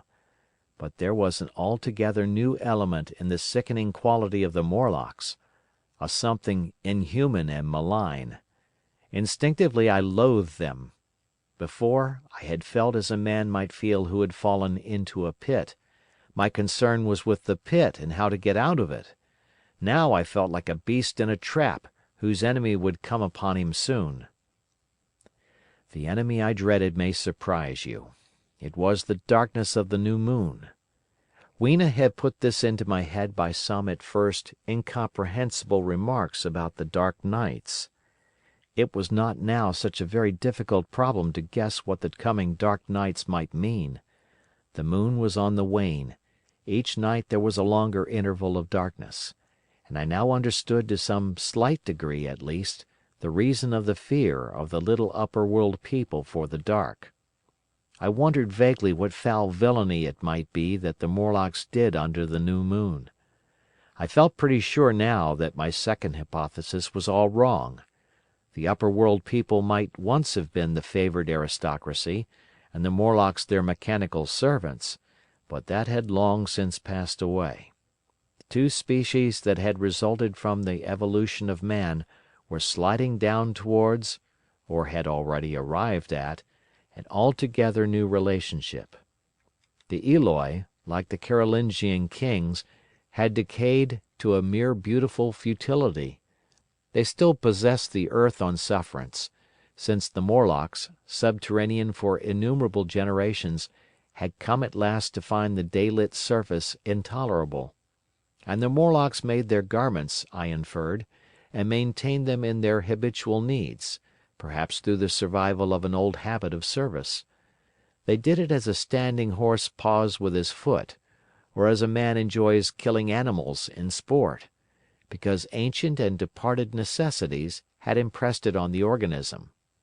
But, clearly, the old order was already in part reversed.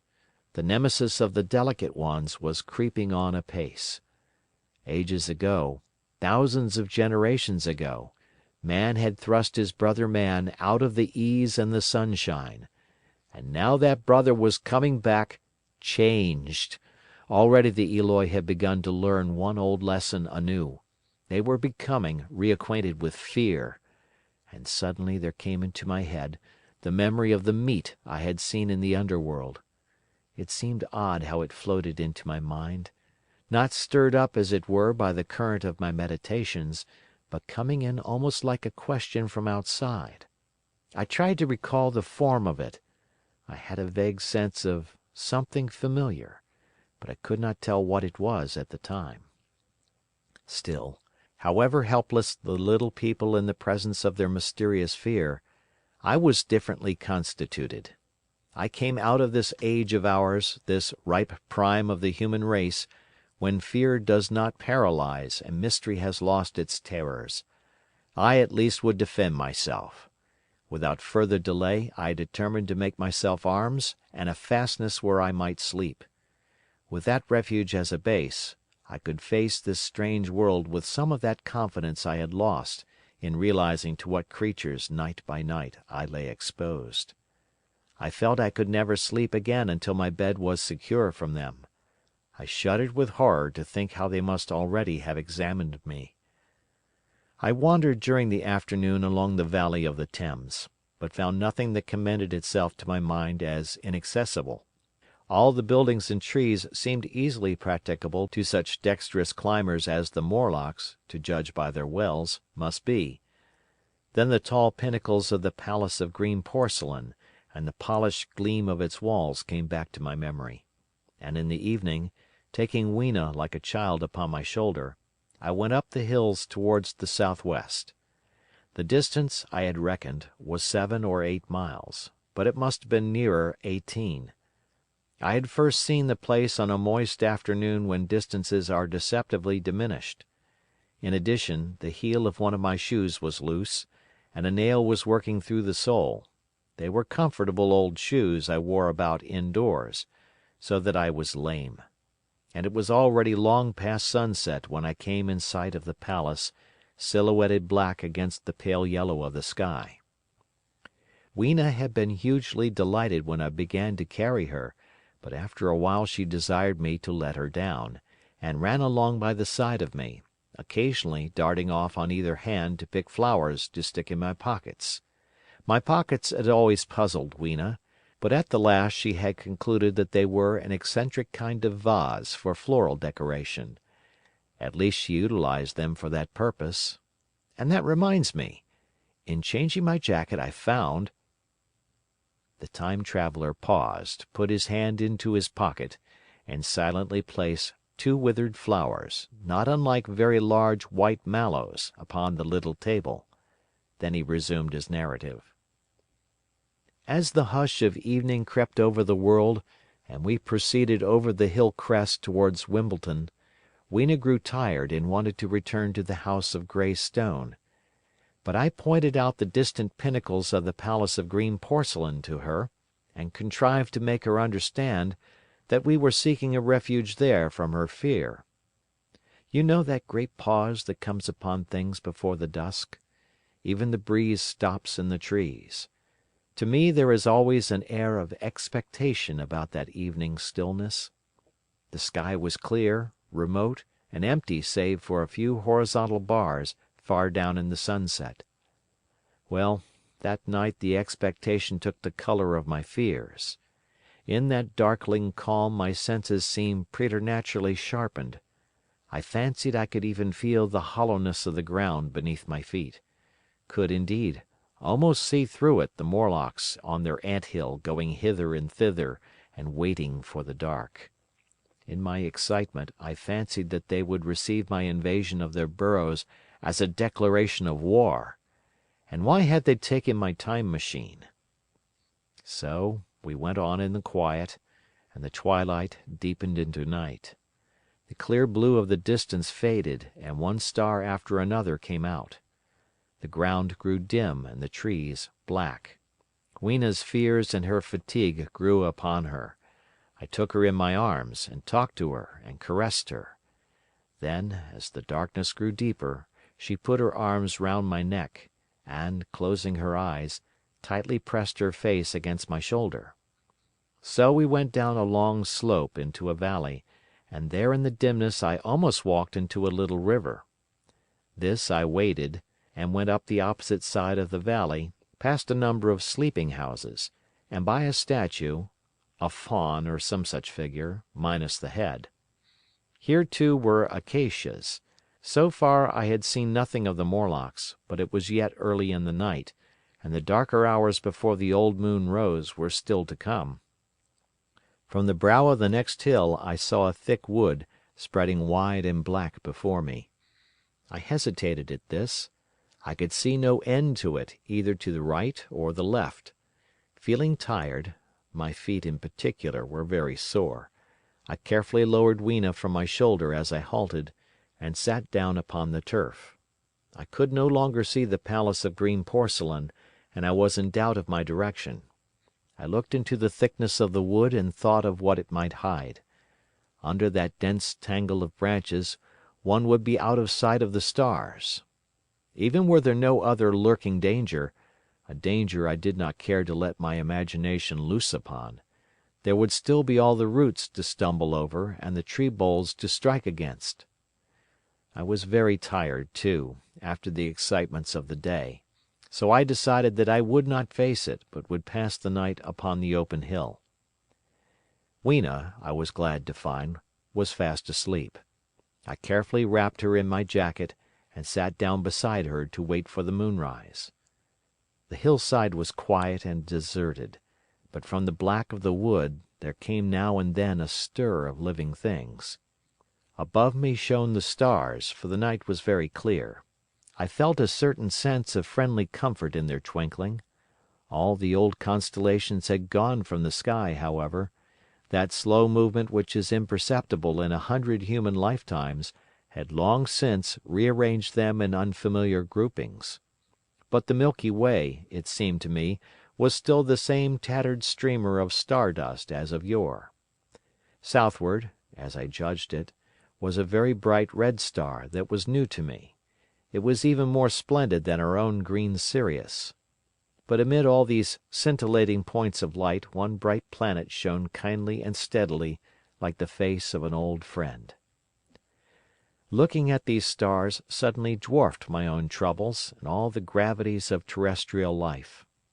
I thought of their unfathomable distance, and the slow, inevitable drift of their movements out of the unknown past into the unknown future. I thought of the great precessional cycle that the pole of the earth describes. Only 40 times had that silent revolution occurred during all the years that I had traversed. And during these few revolutions all the activity, all the traditions, the complex organizations, the nations, languages, literatures, aspirations, even the mere memory of man as I knew him, had been swept out of existence. Instead were these frail creatures who had forgotten their high ancestry, and the white things of which I went in terror. Then I thought of the great fear that was between the two species, and for the first time, with a sudden shiver, came the clear knowledge of what the meat I had seen might be. Yet it was too horrible. I looked at little Weena sleeping beside me, her face white and starlike under the stars, and forthwith dismissed the thought. Through that long night I held my mind off the Morlocks as well as I could, and whiled away the time by trying to fancy I could find signs of the old constellations in the new confusion. The sky kept very clear, except for a hazy cloud or so. No doubt I dozed at times. Then, as my vigil wore on, came a faintness in the eastward sky, like the reflection of some colourless fire, and the old moon rose, thin and peaked and white. And close behind, and overtaking it and overflowing it, the dawn came, pale at first, and then growing pink and warm. No Morlocks had approached us. Indeed, I had seen none upon the hill that night. And in the confidence of renewed day it almost seemed to me that my fear had been unreasonable. I stood up and found my foot with a loose heel swollen at the ankle and painful under the heel, so I sat down again, took off my shoes, and flung them away. I awakened Weena, and we went down into the wood, now green and pleasant instead of black and forbidding. We found some fruit wherewith to break our fast. We soon met others of the dainty ones, laughing and dancing in the sunlight as though there were no such thing in nature as the night. And then I thought once more of the meat that I had seen. I felt assured now of what it was, and from the bottom of my heart I pitied this last feeble rill from the great flood of humanity. Clearly, at some time in the long ago of human decay, the Morlocks' food had run short. Possibly they had lived on rats and such like vermin. Even now man is far less discriminating and exclusive in his food than he was, far less than any monkey. His prejudice against human flesh is no deep-seated instinct. And so these inhuman sons of men— I tried to look at the thing in a scientific spirit. After all, they were less human and more remote than our cannibal ancestors of 3,000 or 4,000 years ago. And the intelligence that would have made this state of things a torment had gone. Why should I trouble myself? These Eloi were mere fatted cattle, which the ant-like Morlocks preserved and preyed upon, probably saw to the breeding of, and there was Weena dancing at my side. Then I tried to preserve myself from the horror that was coming upon me, by regarding it as a rigorous punishment of human selfishness. Man had been content to live in ease and delight upon the labors of his fellow man, had taken necessity as his watchword and excuse, and in the fullness of time necessity had come home to him. I even tried a Carlyle-like scorn of this wretched aristocracy in decay. But this attitude of mind was impossible.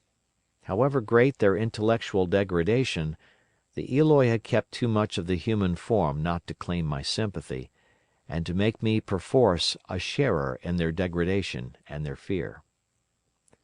I had at that time very vague ideas as to the course I should pursue. My first was to secure some safe place of refuge, and to make myself such arms of metal or stone as I could contrive.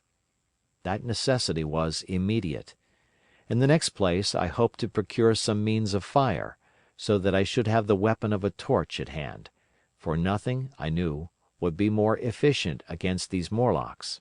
Then I wanted to arrange some contrivance to break open the doors of bronze under the White Sphinx. I had in mind a battering ram. I had a persuasion that if I could enter those doors and carry a blaze of light before me, I should discover the time machine and escape. I could not imagine the Morlocks were strong enough to move it far away. Weena I had resolved to bring with me to our own time, and turning such schemes over in my mind, I pursued our way towards the building which my fancy had chosen as our dwelling. Chapter 8. I found the palace of green porcelain, when we approached it about noon, deserted and falling into ruin. Only ragged vestiges of glass remained in its windows, and great sheets of the green facing had fallen away from the corroded metallic framework. It lay very high upon a turfy down, and looking northeastward before I entered it, I was surprised to see a large estuary, or even creek, where I judged Wandsworth and Battersea must once have been. I thought then, though I never followed up the thought, of what might have happened, or might be happening, to the living things in the sea. The material of the palace proved on examination to be indeed porcelain, and along the face of it I saw an inscription in some unknown character. I thought, rather foolishly, that Weena might help me to interpret this, but I only learned that the bare idea of writing had never entered her head. She always seemed to me, I fancy, more human than she was, perhaps because her affection was so human. Within the big valves of the door, which were open and broken, we found, instead of the customary hall, a long gallery lit by many side windows. At the first glance I was reminded of a museum. The tiled floor was thick with dust, and a remarkable array of miscellaneous objects was shrouded in the same grey covering. Then I perceived, standing strange and gaunt in the centre of the hall, what was clearly the lower part of a huge skeleton. I recognized by the oblique feet that it was some extinct creature after the fashion of the megatherium. The skull and the upper bones lay beside it in the thick dust, and in one place, where rainwater had dripped through a leak in the roof, the thing itself had been worn away. Further in the gallery was the huge skeleton barrel of a brontosaurus. My museum hypothesis was confirmed. Going towards the side, I found what appeared to be sloping shelves, and clearing away the thick dust, I found the old familiar glass cases of our own time. But they must have been airtight to judge from the fair preservation of some of their contents. Clearly we stood among the ruins of some latter-day South Kensington. Here, apparently, was the paleontological section, and a very splendid array of fossils it must have been, though the inevitable process of decay that had been staved off for a time, and had, through the extinction of bacteria and fungi, lost 99 hundredths of its force, was nevertheless, with extreme sureness if with extreme slowness, at work again upon all its treasures. Here and there I found traces of the little people in the shape of rare fossils broken to pieces or threaded in strings upon reeds.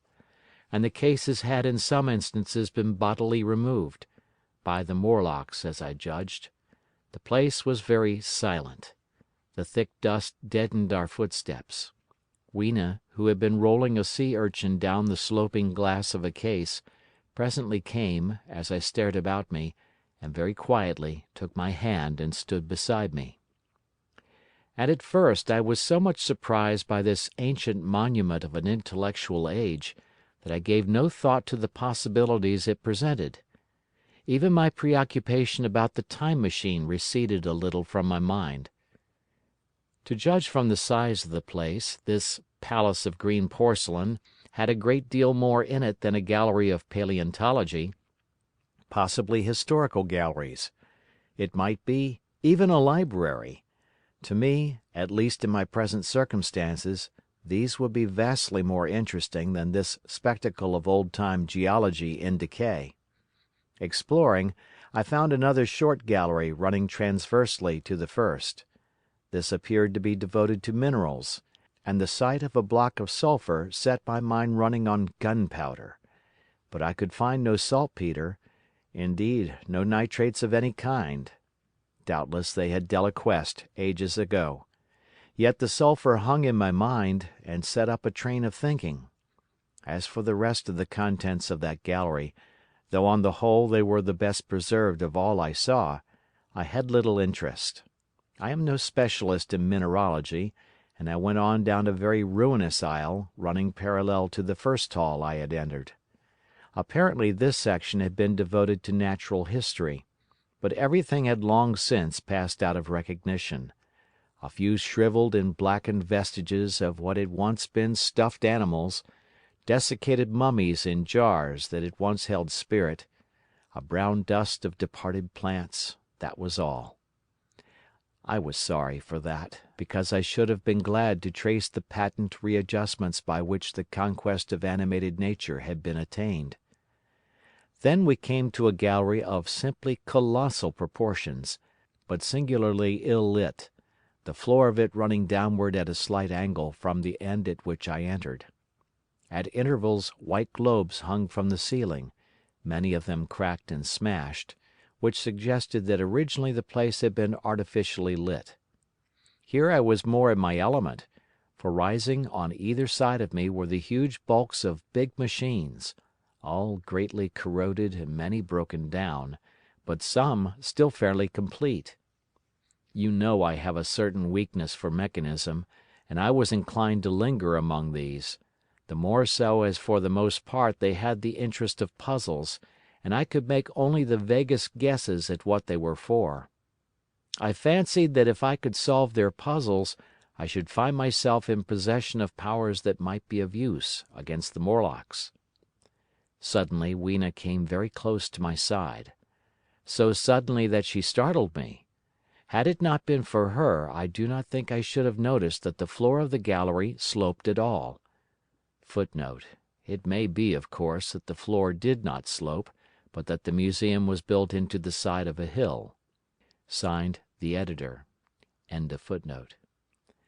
The end I had come in at was quite above ground, and was lit by rare slit-like windows. As you went down the length, the ground came up against these windows, until at last there was a pit like the area of a London house before each, and only a narrow line of daylight at the top. I went slowly along, puzzling about the machines, and had been too intent upon them to notice the gradual diminution of the light, until Weena's increasing apprehensions drew my attention. Then I saw that the gallery ran down at last into a thick darkness. I hesitated, and then, as I looked round me, I saw that the dust was less abundant and its surface less even. Further away towards the dimness, it appeared to be broken by a number of small narrow footprints. My sense of the immediate presence of the Morlocks revived at that. I felt that I was wasting my time in the academic examination of machinery. I called to mind that it was already far advanced in the afternoon, and that I had still no weapon, no refuge, and no means of making a fire. And then down in the remote blackness of the gallery, I heard a peculiar pattering, and the same odd noises I had heard down the well. I took Weena's hand. Then, struck with a sudden idea, I left her and turned to a machine from which projected a lever not unlike those in a signal box. Clambering upon the stand and grasping this lever in my hands, I put all my weight upon it sideways. Suddenly Weena, deserted in the central aisle, began to whimper. I had judged the strength of the lever pretty correctly, for it snapped after a minute's strain, and I rejoined her with a mace in my hand more than sufficient, I judged, for any Morlock skull I might encounter. And I longed very much to kill a Morlock or so. Very inhuman, you may think, to want to go killing one's own descendants. But it was impossible, somehow, to feel any humanity in the things. Only my disinclination to leave Weena, and a persuasion that if I began to slake my thirst for murder my time machine might suffer, restrained me from going straight down the gallery and killing the brutes I heard. Well, mace in one hand and Weena in the other, I went out of that gallery and into another and still larger one, which at the first glance reminded me of a military chapel hung with tattered flags. The brown and charred rags that hung from the sides of it, I presently recognized as the decaying vestiges of books. They had long since dropped to pieces, and every semblance of print had left them. But here and there were warped boards and cracked metallic clasps that told the tale well enough. Had I been a literary man, I might, perhaps, have moralized upon the futility of all ambition. But as it was, the thing that struck me with keenest force was the enormous waste of labor to which this sombre wilderness of rotting paper testified.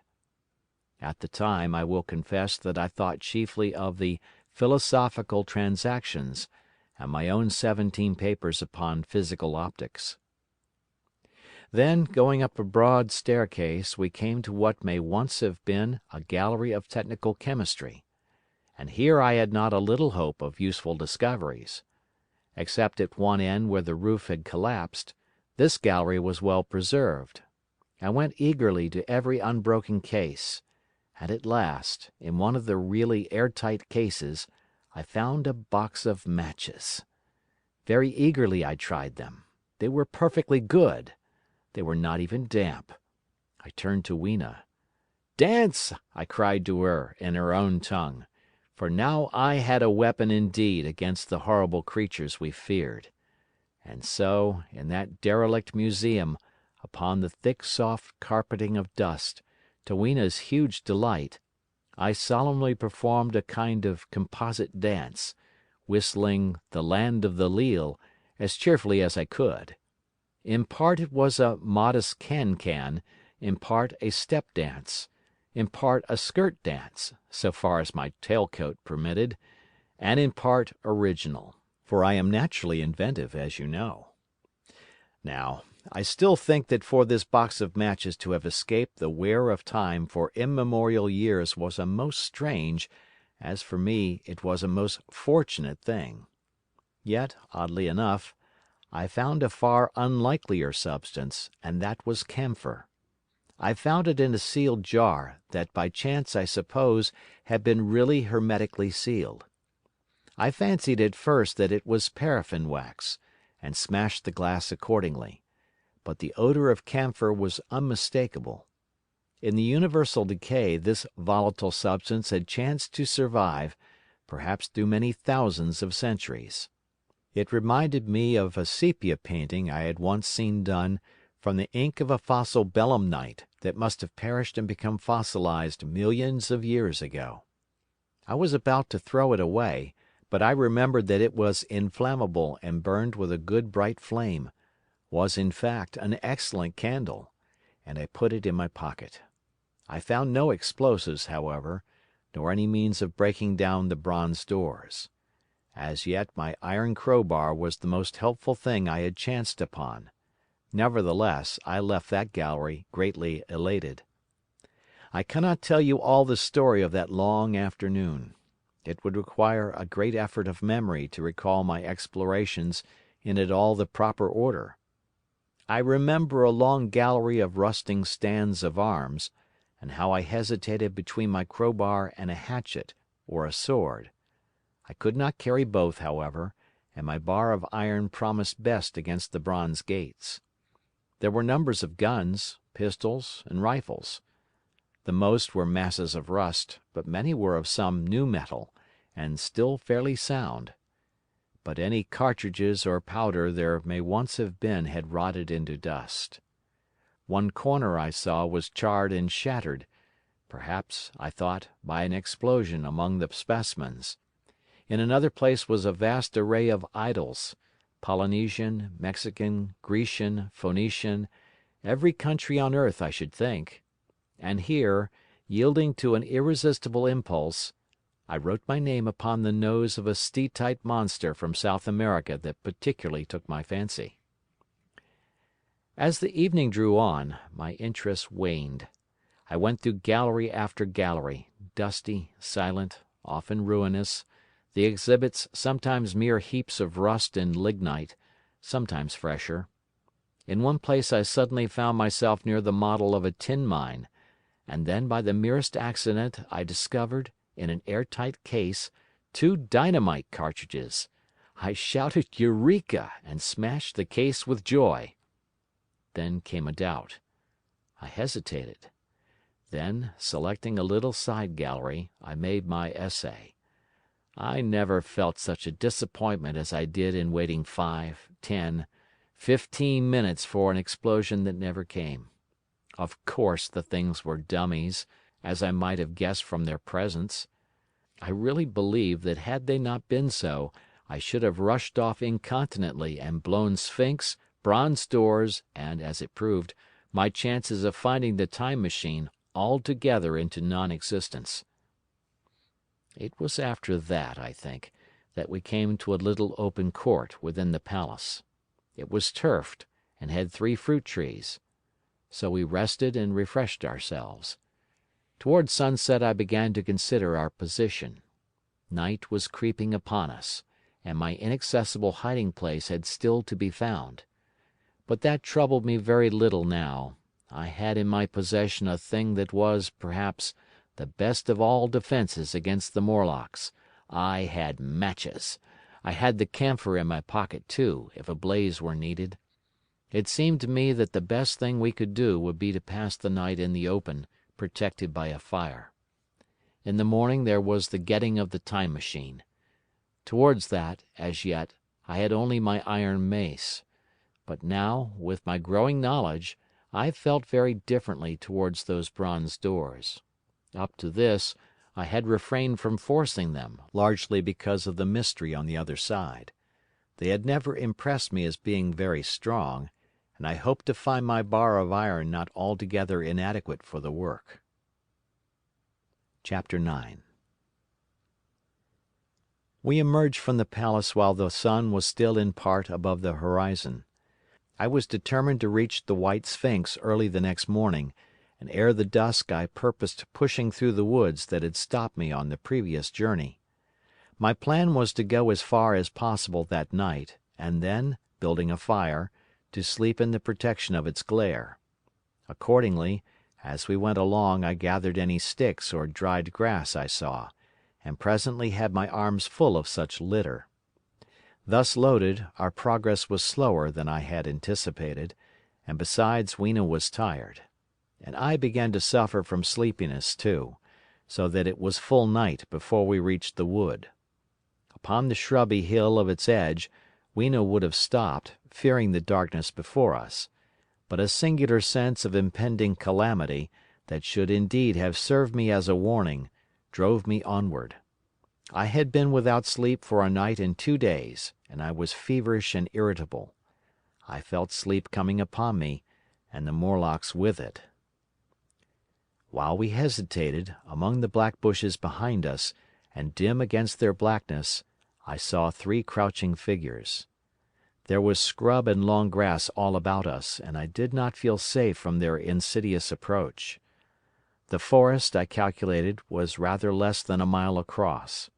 If we could get through it to the bare hillside, there, as it seemed to me, was an altogether safer resting place. I thought that with my matches and my camphor I could contrive to keep my path illuminated through the woods. Yet it was evident that if I was to flourish matches with my hands I should have to abandon my firewood. So, rather reluctantly, I put it down, and then it came into my head that I would amaze our friends behind by lighting it. I was to discover the atrocious folly of this proceeding, but it came to my mind as an ingenious move for covering our retreat. I don't know if you have ever thought what a rare thing flame must be in the absence of man and in a temperate climate. The sun's heat is rarely strong enough to burn, even when it is focused by dewdrops, as is sometimes the case in more tropical districts. Lightning may blast and blacken, but it rarely gives rise to widespread fire. Decaying vegetation may occasionally smolder with the heat of its fermentation, but this rarely results in flame. In this decadence, too, the art of fire-making had been forgotten on the earth. The red tongues that went licking up my heap of wood were an altogether new and strange thing to Weena. She wanted to run to it and play with it. I believe she would have cast herself into it had I not restrained her. But I caught her up and, in spite of her struggles, plunged boldly before me into the wood. For a little while the glare of my fire lit the path. Looking back presently, I could see, through the crowded stems, that from my heap of sticks the blaze had spread to some bushes adjacent, and a curved line of fire was creeping up the grass of the hill. I laughed at that, and turned again to the dark trees before me. It was very black, and Weena clung to me convulsively, but there was still, as my eyes grew accustomed to the darkness, sufficient light for me to avoid the stems. Overhead it was simply black, except where a gap of remote blue sky shone down upon us here and there. I struck none of my matches because I had no hand free. Upon my left arm I carried my little one, in my right hand I had my iron bar. For some way I heard nothing but the crackling twigs under my feet, the faint rustle of the breeze above, and my own breathing and the throb of the blood vessels in my ears. Then I seemed to know of a pattering about me. I pushed on grimly. The pattering grew more distinct, and then I caught the same queer sound and voices I had heard in the underworld. There were evidently several of the Morlocks, and they were closing in upon me. Indeed, in another minute I felt a tug at my coat, then something at my arm, and Weena shivered violently and became quite still. It was time for a match, but to get one I must put her down. I did so, and as I fumbled with my pocket a struggle began in the darkness about my knees, perfectly silent on her part and with the same peculiar cooing sounds from the Morlocks. Soft little hands, too, were creeping over my coat and back, touching even my neck. Then the match scratched and fizzed. I held it flaring and saw the white backs of the Morlocks in flight amid the trees.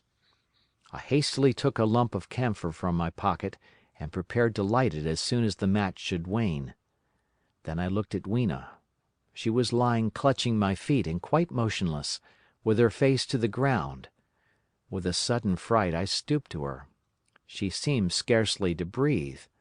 I lit the block of camphor and flung it to the ground, and as it split and flared up and drove back the Morlocks and the shadows, I knelt down and lifted her.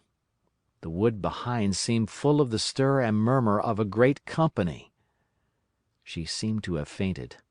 I put her carefully upon my shoulder and rose to push on, and then there came a horrible realization. In maneuvering with my matches and Weena, I had turned myself about several times, and now I had not the faintest idea in what direction lay my path. For all I knew, I might be facing back towards the Palace of Green Porcelain. I found myself in a cold sweat. I had to think rapidly what to do. I determined to build a fire and encamp where we were. I put Weena, still motionless, down upon a turfy bole, and very hastily as my first lump of camphor waned, I began collecting sticks and leaves. Here and there out of the darkness round me, the Morlock's eyes shone like carbuncles. The camphor flickered and went out. I lit a match, and as I did so, two white forms that had been approaching Weena dashed hastily away. One was so blinded by the light that he came straight for me, and I felt his bones grind under the blow of my fist. He gave a whoop of dismay, staggered a little way, and fell down. I lit another piece of camphor, and went on gathering my bonfire. Presently I noticed how dry was some of the foliage above me, for since my arrival on the Time Machine, a matter of a week, no rain had fallen. So, instead of casting about among the trees for fallen twigs, I began leaping up and dragging down branches. Very soon I had a choking, smoky fire of green wood and dry sticks, and could economize my camphor. Then I turned to where Weena lay beside my iron mace. I tried what I could to revive her, but she lay like one dead. I could not even satisfy myself whether or not she breathed. Now, the smoke of the fire beat over towards me, and it must have made me heavy of a sudden.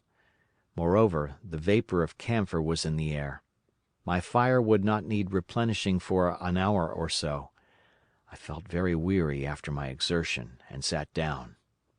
The wood, too, was full of a slumberous murmur that I did not understand. I seemed just to nod and open my eyes. But all was dark, and the Morlocks had their hands upon me. Flinging off their clinging fingers, I hastily felt in my pocket for the matchbox, and it had gone. Then they gripped and closed with me again. In a moment I knew what had happened. I had slept, and my fire had gone out, and the bitterness of death came over my soul. The forest seemed full of the smell of burning wood. I was caught by the neck, by the hair, by the arms, and pulled down. It was indescribably horrible in the darkness to feel all these soft creatures heaped upon me. I felt as if I was in a monstrous spider's web. I was overpowered and went down. I felt little teeth nipping at my neck. I rolled over, and as I did so my hand came against my iron lever. It gave me strength. I struggled up, shaking the human rats from me, and, holding the bar short, I thrust where I judged their faces might be. I could feel the succulent giving of flesh and bone under my blows, and for a moment I was free. The strange exultation that so often seems to accompany hard fighting came upon me. I knew that both I and Weena were lost, but I determined to make the Morlocks pay for their meat. I stood with my back to a tree, swinging the iron bar before me. The whole wood was full of the stir and cries of them. A minute passed. Their voices seemed to rise to a higher pitch of excitement, and their movements grew faster. Yet none came within reach. I stood glaring at the blackness. Then suddenly came hope. What if the Morlocks were afraid? And close on the heels of that came a strange thing. The darkness seemed to grow luminous. Very dimly I began to see the Morlocks about me. 3 battered at my feet, and then I recognized, with incredulous surprise, that the others were running, in an incessant stream, as it seemed, from behind me and away through the wood in front, and their backs seemed no longer white but reddish. As I stood agape, I saw a little red spark go drifting across a gap of starlight between the branches and vanish. And at that I understood the smell of burning wood, the slumberous murmur that was growing now into a gusty roar, the red glow and the Morlock's flight. Stepping out from behind my tree and looking back, I saw, through the black pillars of the nearer trees, the flames of the burning forest. It was my first fire coming after me. After that I looked for Weena, but she was gone. The hissing and crackling behind me, the explosive thud as each fresh tree burst into flame, left little time for reflection. My iron bar still gripped, I followed in the Morlock's path. It was a close race. Once the flames crept forward so swiftly on my right as I ran that I was outflanked and had to strike off to the left. But at last I emerged upon a small open space, and as I did so, a Morlock came blundering towards me, and past me, and went on straight into the fire.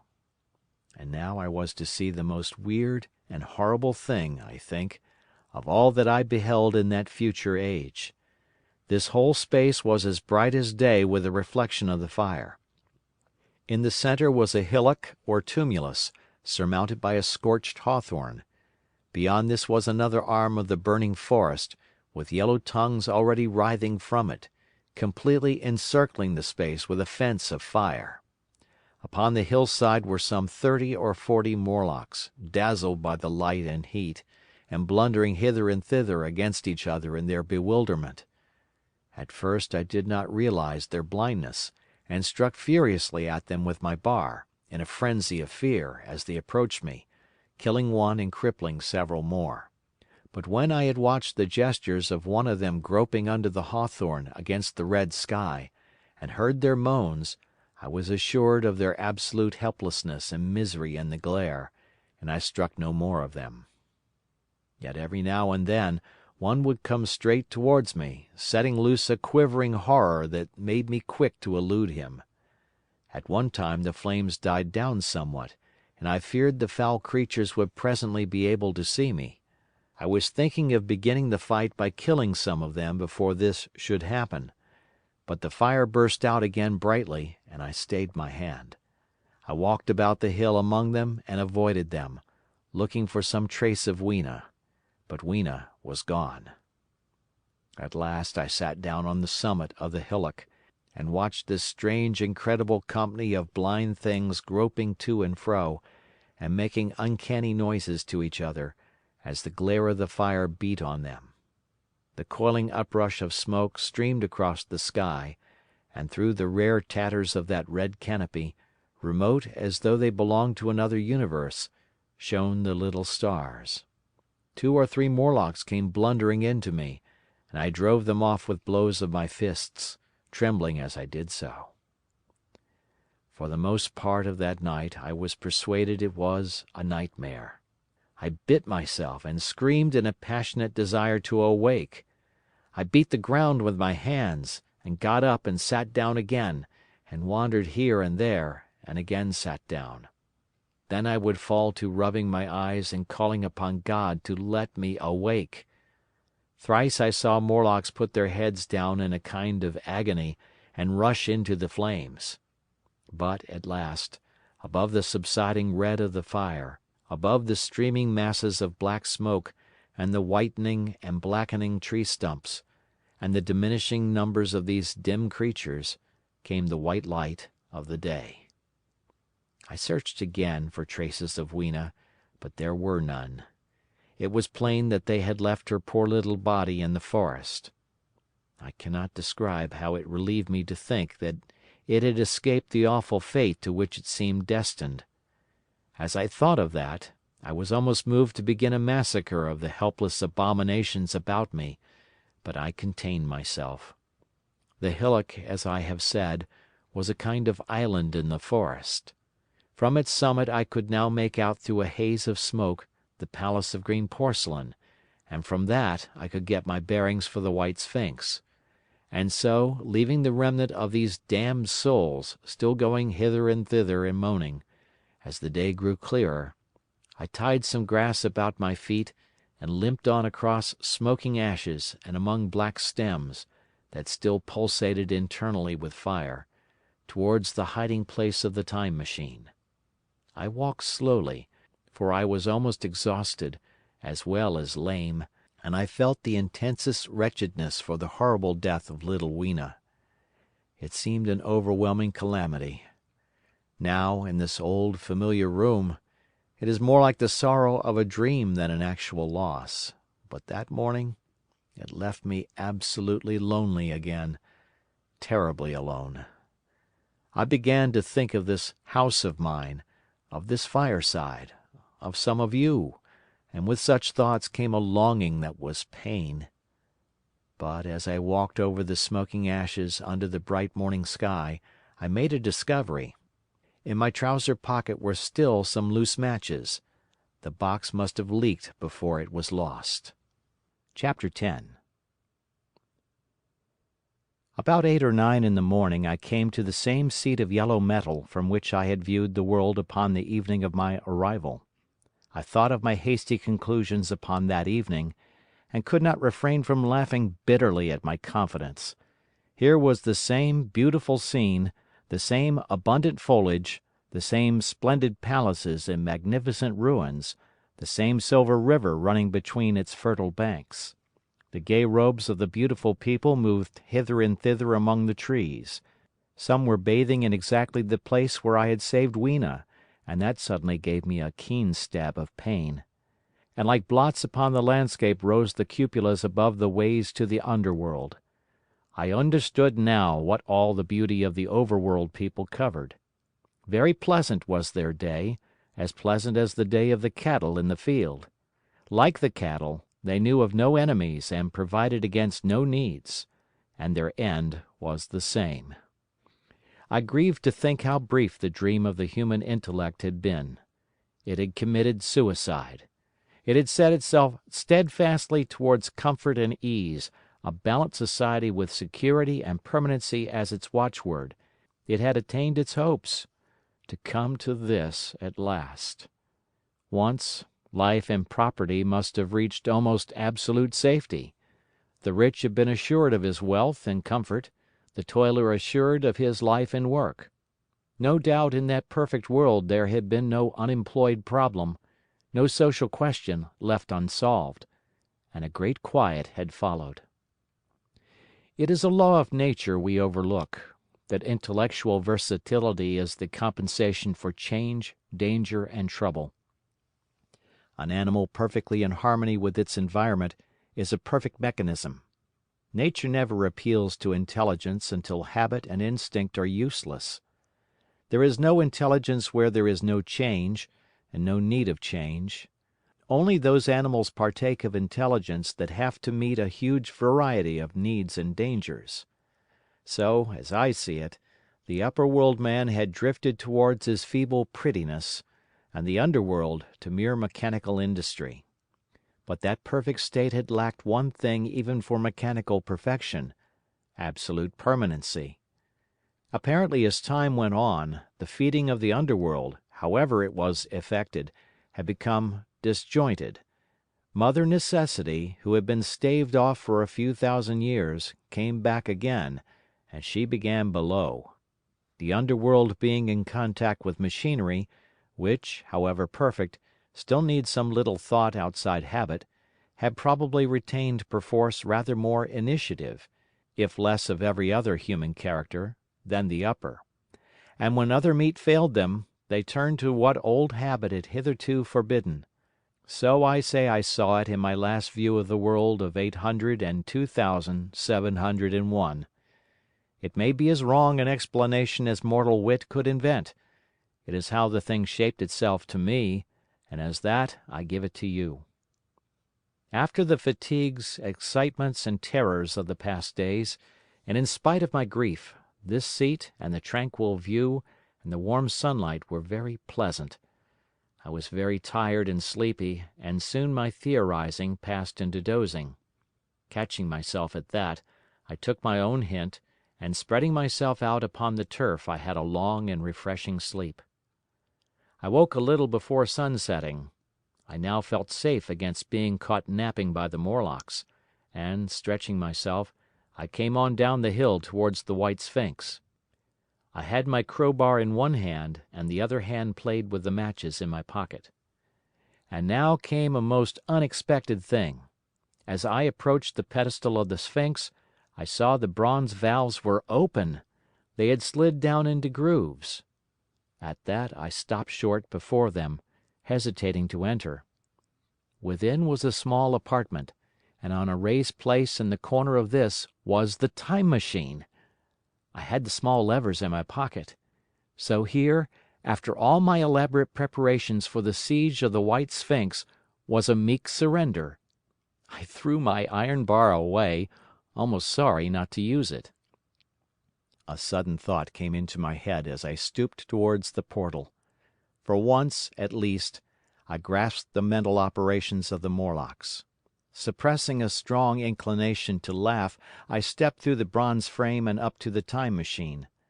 I was surprised to find it had been carefully oiled and cleaned. I have suspected since that the Morlocks had even partially taken it to pieces while trying in their dim way to grasp its purpose. Now, as I stood and examined it, finding a pleasure in the mere touch of the contrivance, the thing I had expected happened. The bronze panels suddenly slid up and struck the frame with a clang. I was in the dark, trapped.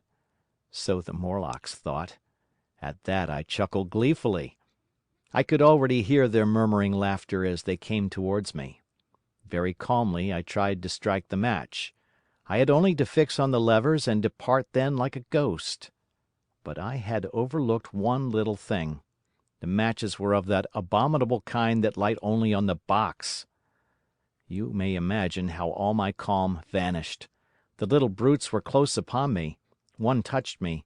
I made a sweeping blow in the dark at them with the levers, and began to scramble into the saddle of the machine. Then came one hand upon me and then another. Then I had simply to fight against their persistent fingers for my levers, and at the same time feel for the studs over which these fitted. One, indeed, they almost got away from me. As it slipped from my hand, I had to butt in the dark with my head, I could hear the Morlock's skull ring, to recover it. It was a nearer thing than the fight in the forest, I think, this last scramble. But at last the lever was fitted and pulled over. The clinging hand slipped from me. The darkness presently fell from my eyes. I found myself in the same grey light and tumult I have already described. Chapter 11. I have already told you of the sickness and confusion that comes with time traveling. And this time I was not seated properly in the saddle, but sideways and in an unstable fashion. For an indefinite time I clung to the machine as it swayed and vibrated, quite unheeding how I went, and when I brought myself to look at the dials again, I was amazed to find where I had arrived. One dial records days, and another thousands of days, another millions of days, and another thousands of millions. Now, instead of reversing the levers, I had pulled them over so as to go forward with them, and when I came to look at these indicators I found that the thousands hand was sweeping round as fast as the seconds hand of a watch, into futurity. As I drove on, a peculiar change crept over the appearance of things. The palpitating greyness grew darker, then, though I was still travelling with prodigious velocity, the blinking succession of day and night, which was usually indicative of a slower pace, returned, and grew more and more marked. This puzzled me very much at first. The alternations of night and day grew slower, and so did the passage of the sun across the sky, until they seemed to stretch through centuries. At last a steady twilight brooded over the earth, a twilight only broken now and then when a comet glared across the darkling sky. The band of light that had indicated the sun had long since disappeared, for the sun had ceased to set; it simply rose and fell in the west, and grew ever broader and more red. All trace of the moon had vanished; the circling of the stars, growing slower and slower, had given place to creeping points of light. At last, some time before I stopped, the sun, red and very large, halted motionless upon the horizon, a vast dome glowing with a dull heat, and now and then suffering a momentary extinction.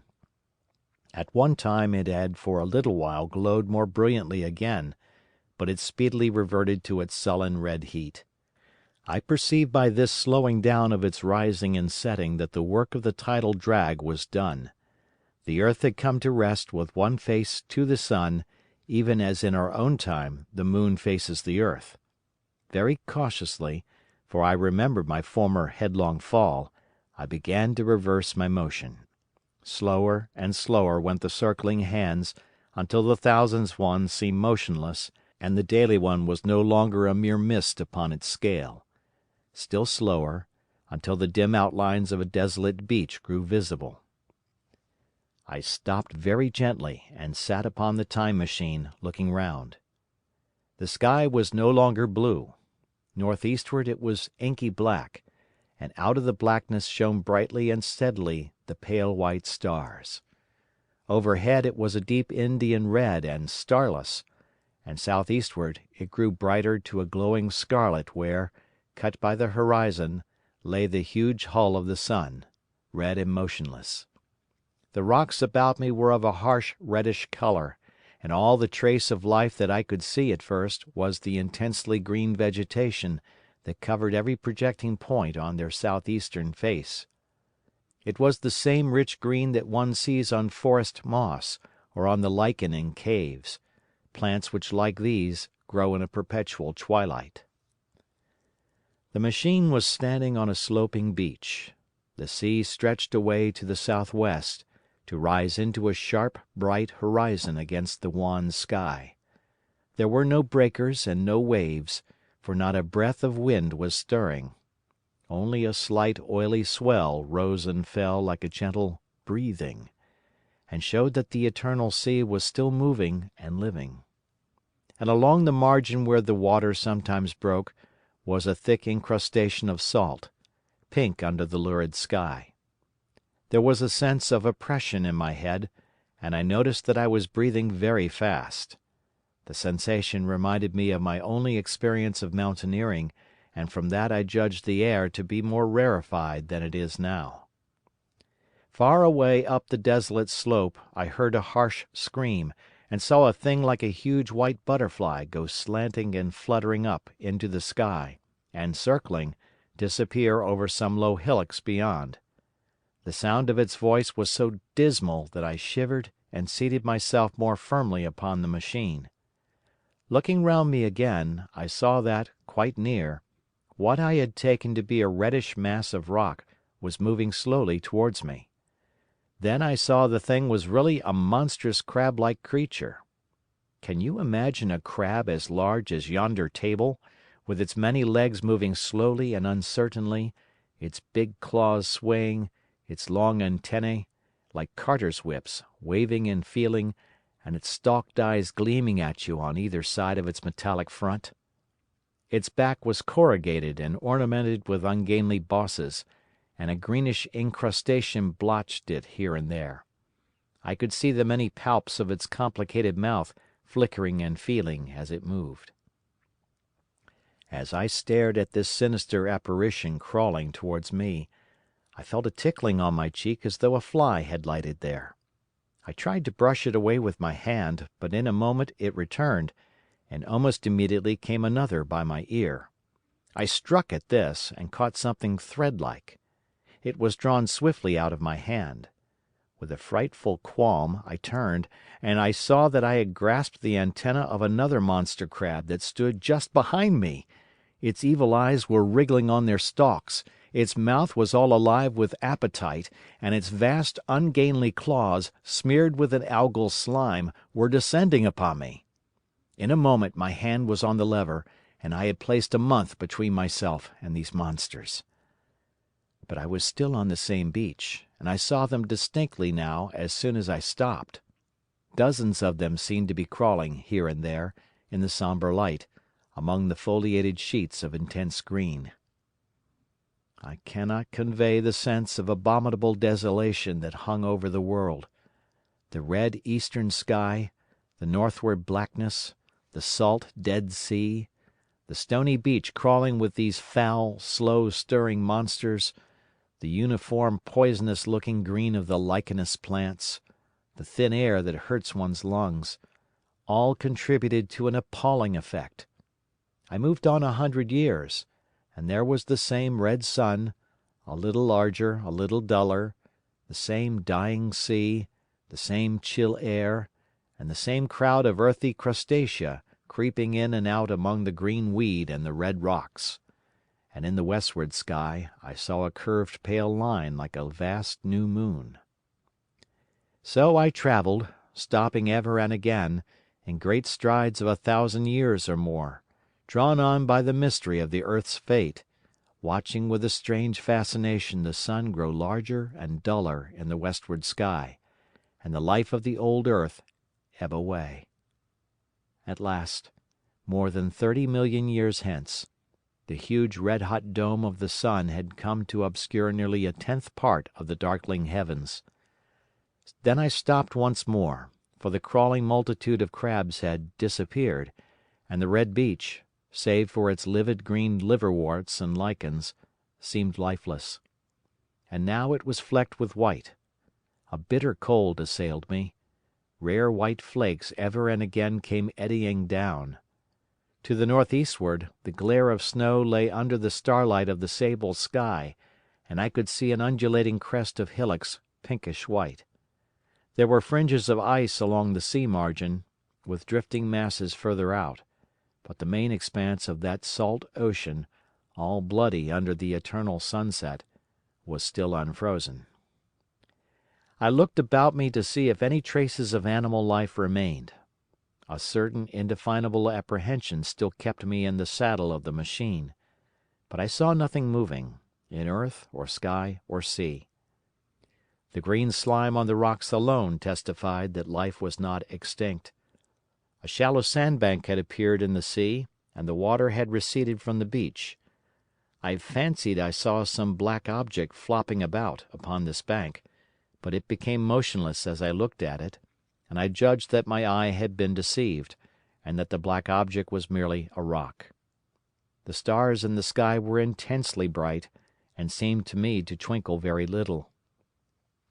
Suddenly I noticed that the circular westward outline of the sun had changed, that a concavity, a bay, had appeared in the curve. I saw this grow larger. For a minute perhaps I stared aghast at this blackness that was creeping over the day, and then I realized that an eclipse was beginning. Either the moon or the planet Mercury was passing across the sun's disk. Naturally, at first I took it to be the moon, but there is much to incline me to believe that what I really saw was the transit of an inner planet passing very near to the earth. The darkness grew apace. A cold wind began to blow in freshening gusts from the east, and the showering white flakes in the air increased in number. From the edge of the sea came a ripple and whisper. Beyond these lifeless sounds the world was silent. Silent? It would be hard to convey the stillness of it. All the sounds of man, the bleating of sheep, the cries of birds, the hum of insects, the stir that makes the background of our lives, all that was over. As the darkness thickened, the eddying flakes grew more abundant, dancing before my eyes, and the cold of the air more intense. At last, one by one, swiftly, one after the other, the white peaks of the distant hills vanished into blackness. The breeze rose to a moaning wind.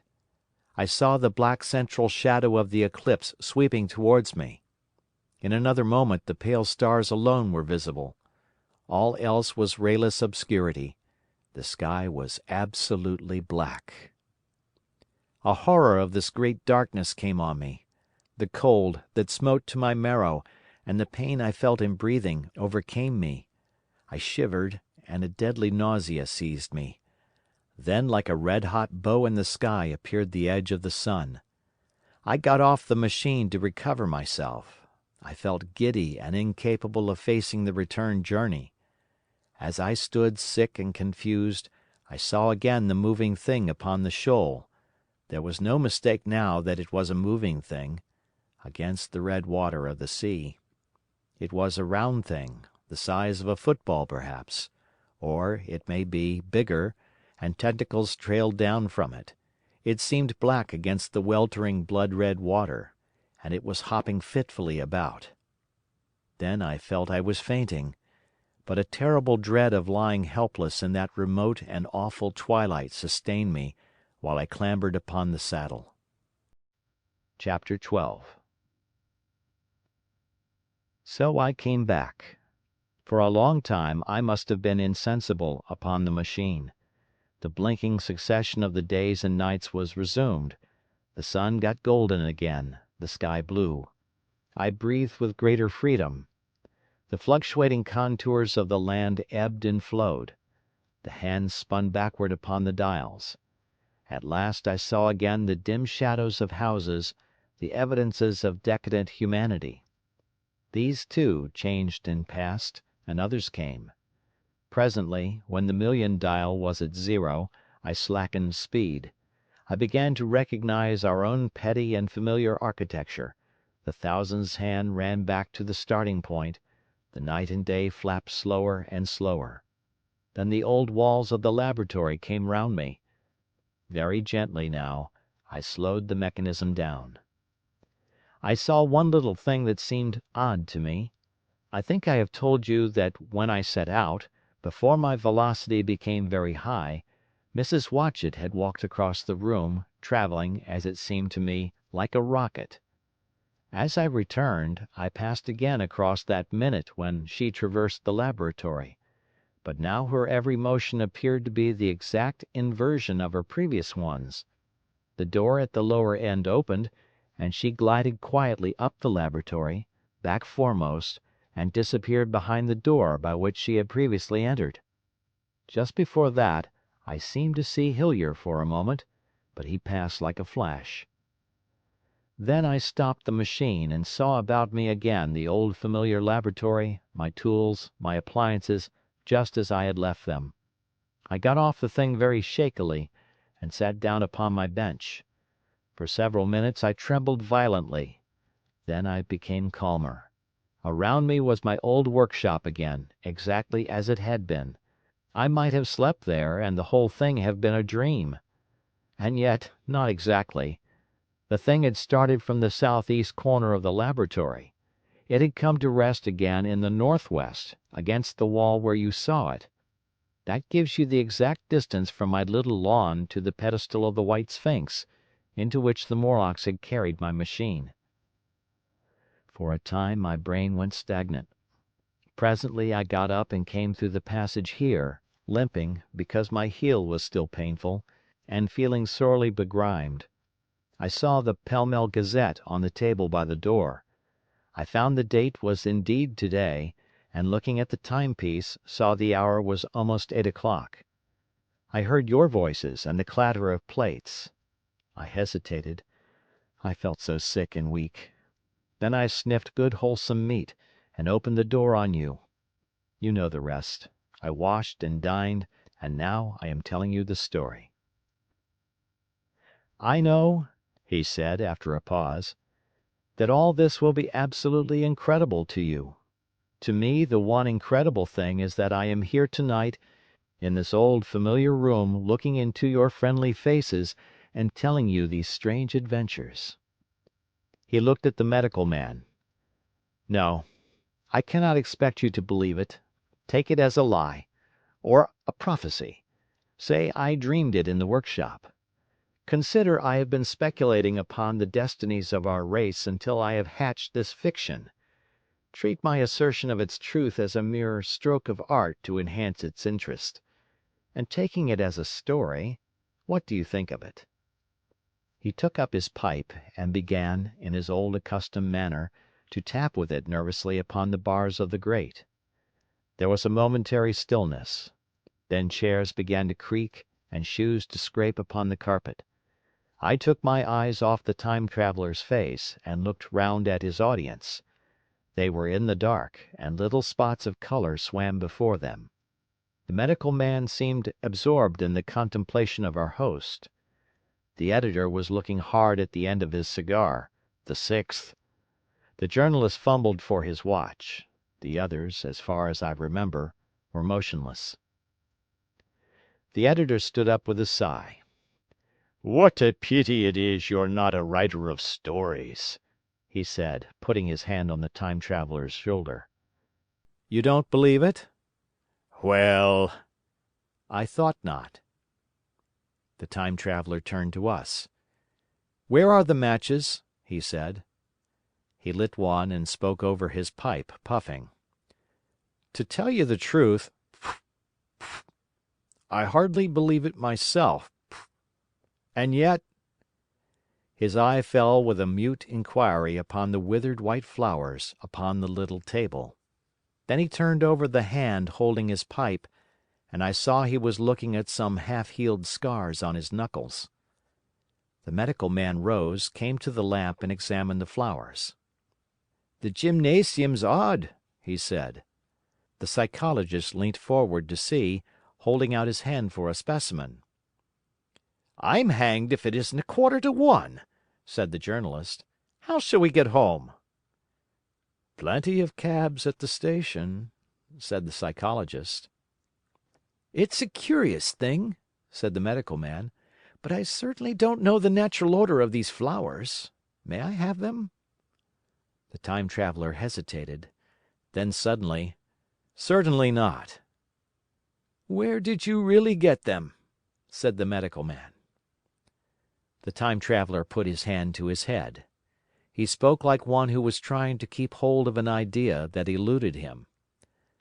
They were put into my pocket by Weena, when I traveled into time. He stared round the room.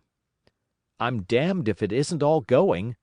This room and you and the atmosphere of every day is too much for my memory. Did I ever make a time machine, or a model of a time machine? Or is it all only a dream? They say life is a dream, a precious poor dream at times, but I can't stand another that won't fit. It's madness. And where did the dream come from? I must look at that machine, if there is one. He caught up the lamp swiftly and carried it, flaring red, through the door into the corridor. We followed him. There, in the flickering light of the lamp, was the machine, sure enough, squat, ugly, and askew. A thing of brass, ebony, ivory, and translucent glimmering quartz. Solid to the touch, for I put out my hand and felt the rail of it, and with brown spots and smears upon the ivory, and bits of grass and moss upon the lower parts, and one rail bent awry. The Time Traveler put the lamp down on the bench, and ran his hand along the damaged rail. It's all right now, he said. The story I told you was true. I'm sorry to have brought you out here in the cold. He took up the lamp, and, in an absolute silence, we returned to the smoking room. He came into the hall with us and helped the editor on with his coat. The medical man looked into his face and, with a certain hesitation, told him he was suffering from overwork, at which he laughed hugely. I remember him standing in the open doorway, bawling good night. I shared a cab with the editor. He thought the tale a gaudy lie. For my own part I was unable to come to a conclusion. The story was so fantastic and incredible, the telling so credible and sober. I lay awake most of the night thinking about it. I determined to go next day and see the Time Traveler again. I was told he was in the laboratory, and being on easy terms in the house, I went up to him. The laboratory, however, was empty. I stared for a minute at the time machine, and put out my hand and touched the lever. At that the squat, substantial-looking mass swayed like a bough shaken by the wind. Its instability startled me extremely, and I had a queer reminiscence of the childish days when I used to be forbidden to meddle. I came back through the corridor. The Time Traveller met me in the smoking room. He was coming from the house. He had a small camera under one arm and a knapsack under the other. He laughed when he saw me, and gave me an elbow to shake. "I'm frightfully busy," said he, "with that thing in there." "But is it not some hoax?" I said. "Do you really travel through time?" "Really and truly I do." And he looked frankly into my eyes. He hesitated. His eye wandered about the room. "I only want half an hour," he said. "I know why you came, and it's awfully good of you. There's some magazines here. If you'll stop to lunch, I'll prove you this time traveling up to the hilt, specimen and all, if you'll forgive my leaving you now?" I consented, hardly comprehending then the full import of his words, and he nodded and went on down the corridor. I heard the door of the laboratory slam, seated myself in a chair, and took up a daily paper. What was he going to do before lunch time? Then suddenly I was reminded by an advertisement that I had promised to meet Richardson, the publisher, at 2. I looked at my watch, and saw that I could barely save that engagement. I got up and went down the passage to tell the Time Traveller. As I took hold of the handle of the door, I heard an exclamation, oddly truncated at the end, and a click and a thud. A gust of air whirled round me as I opened the door, and from within came the sound of broken glass falling on the floor. The Time Traveller was not there. I seemed to see a ghostly, indistinct figure sitting in a whirling mass of black and brass for a moment, a figure so transparent that the bench behind with its sheets of drawings was absolutely distinct. But this phantasm vanished as I rubbed my eyes. The Time Machine had gone. Save for a subsiding stir of dust, the further end of the laboratory was empty. A pane of the skylight had, apparently, just been blown in. I felt an unreasonable amazement. I knew that something strange had happened, and for the moment could not distinguish what the strange thing might be. As I stood staring, the door into the garden opened, and the manservant appeared. We looked at each other. Then ideas began to come. "Has Mr. X gone out that way?" said I. "No, sir, no one has come out this way. I was expecting to find him here." At that I understood. At the risk of disappointing Richardson, I stayed on, waiting for the Time Traveller. Waiting for the second, perhaps still stranger story, and the specimens and photographs he would bring with him. But I am beginning now to fear that I must wait a lifetime. The Time Traveller vanished 3 years ago, and as everyone knows now, he has never returned. Epilogue. One cannot choose but wonder. Will he ever return? It may be that he swept back into the past and fell among the blood-drinking, hairy savages of the age of unpolished stone, into the abysses of the Cretaceous Sea, or among the grotesque saurians, the huge reptilian brutes of the Jurassic times. He may even now, if I may use the phrase, be wandering on some plesiosaurus-haunted Oolitic coral reef, or beside the lowly saline lakes of the Triassic age. Or did he go forward, into one of the nearer ages, in which men are still men, but with the riddles of our own time answered, and its wearisome problems solved? Into the manhood of the race? For I, for my own part, cannot think that these latter days of weak experiment, fragmentary theory, and mutual discord are indeed man's culminating time.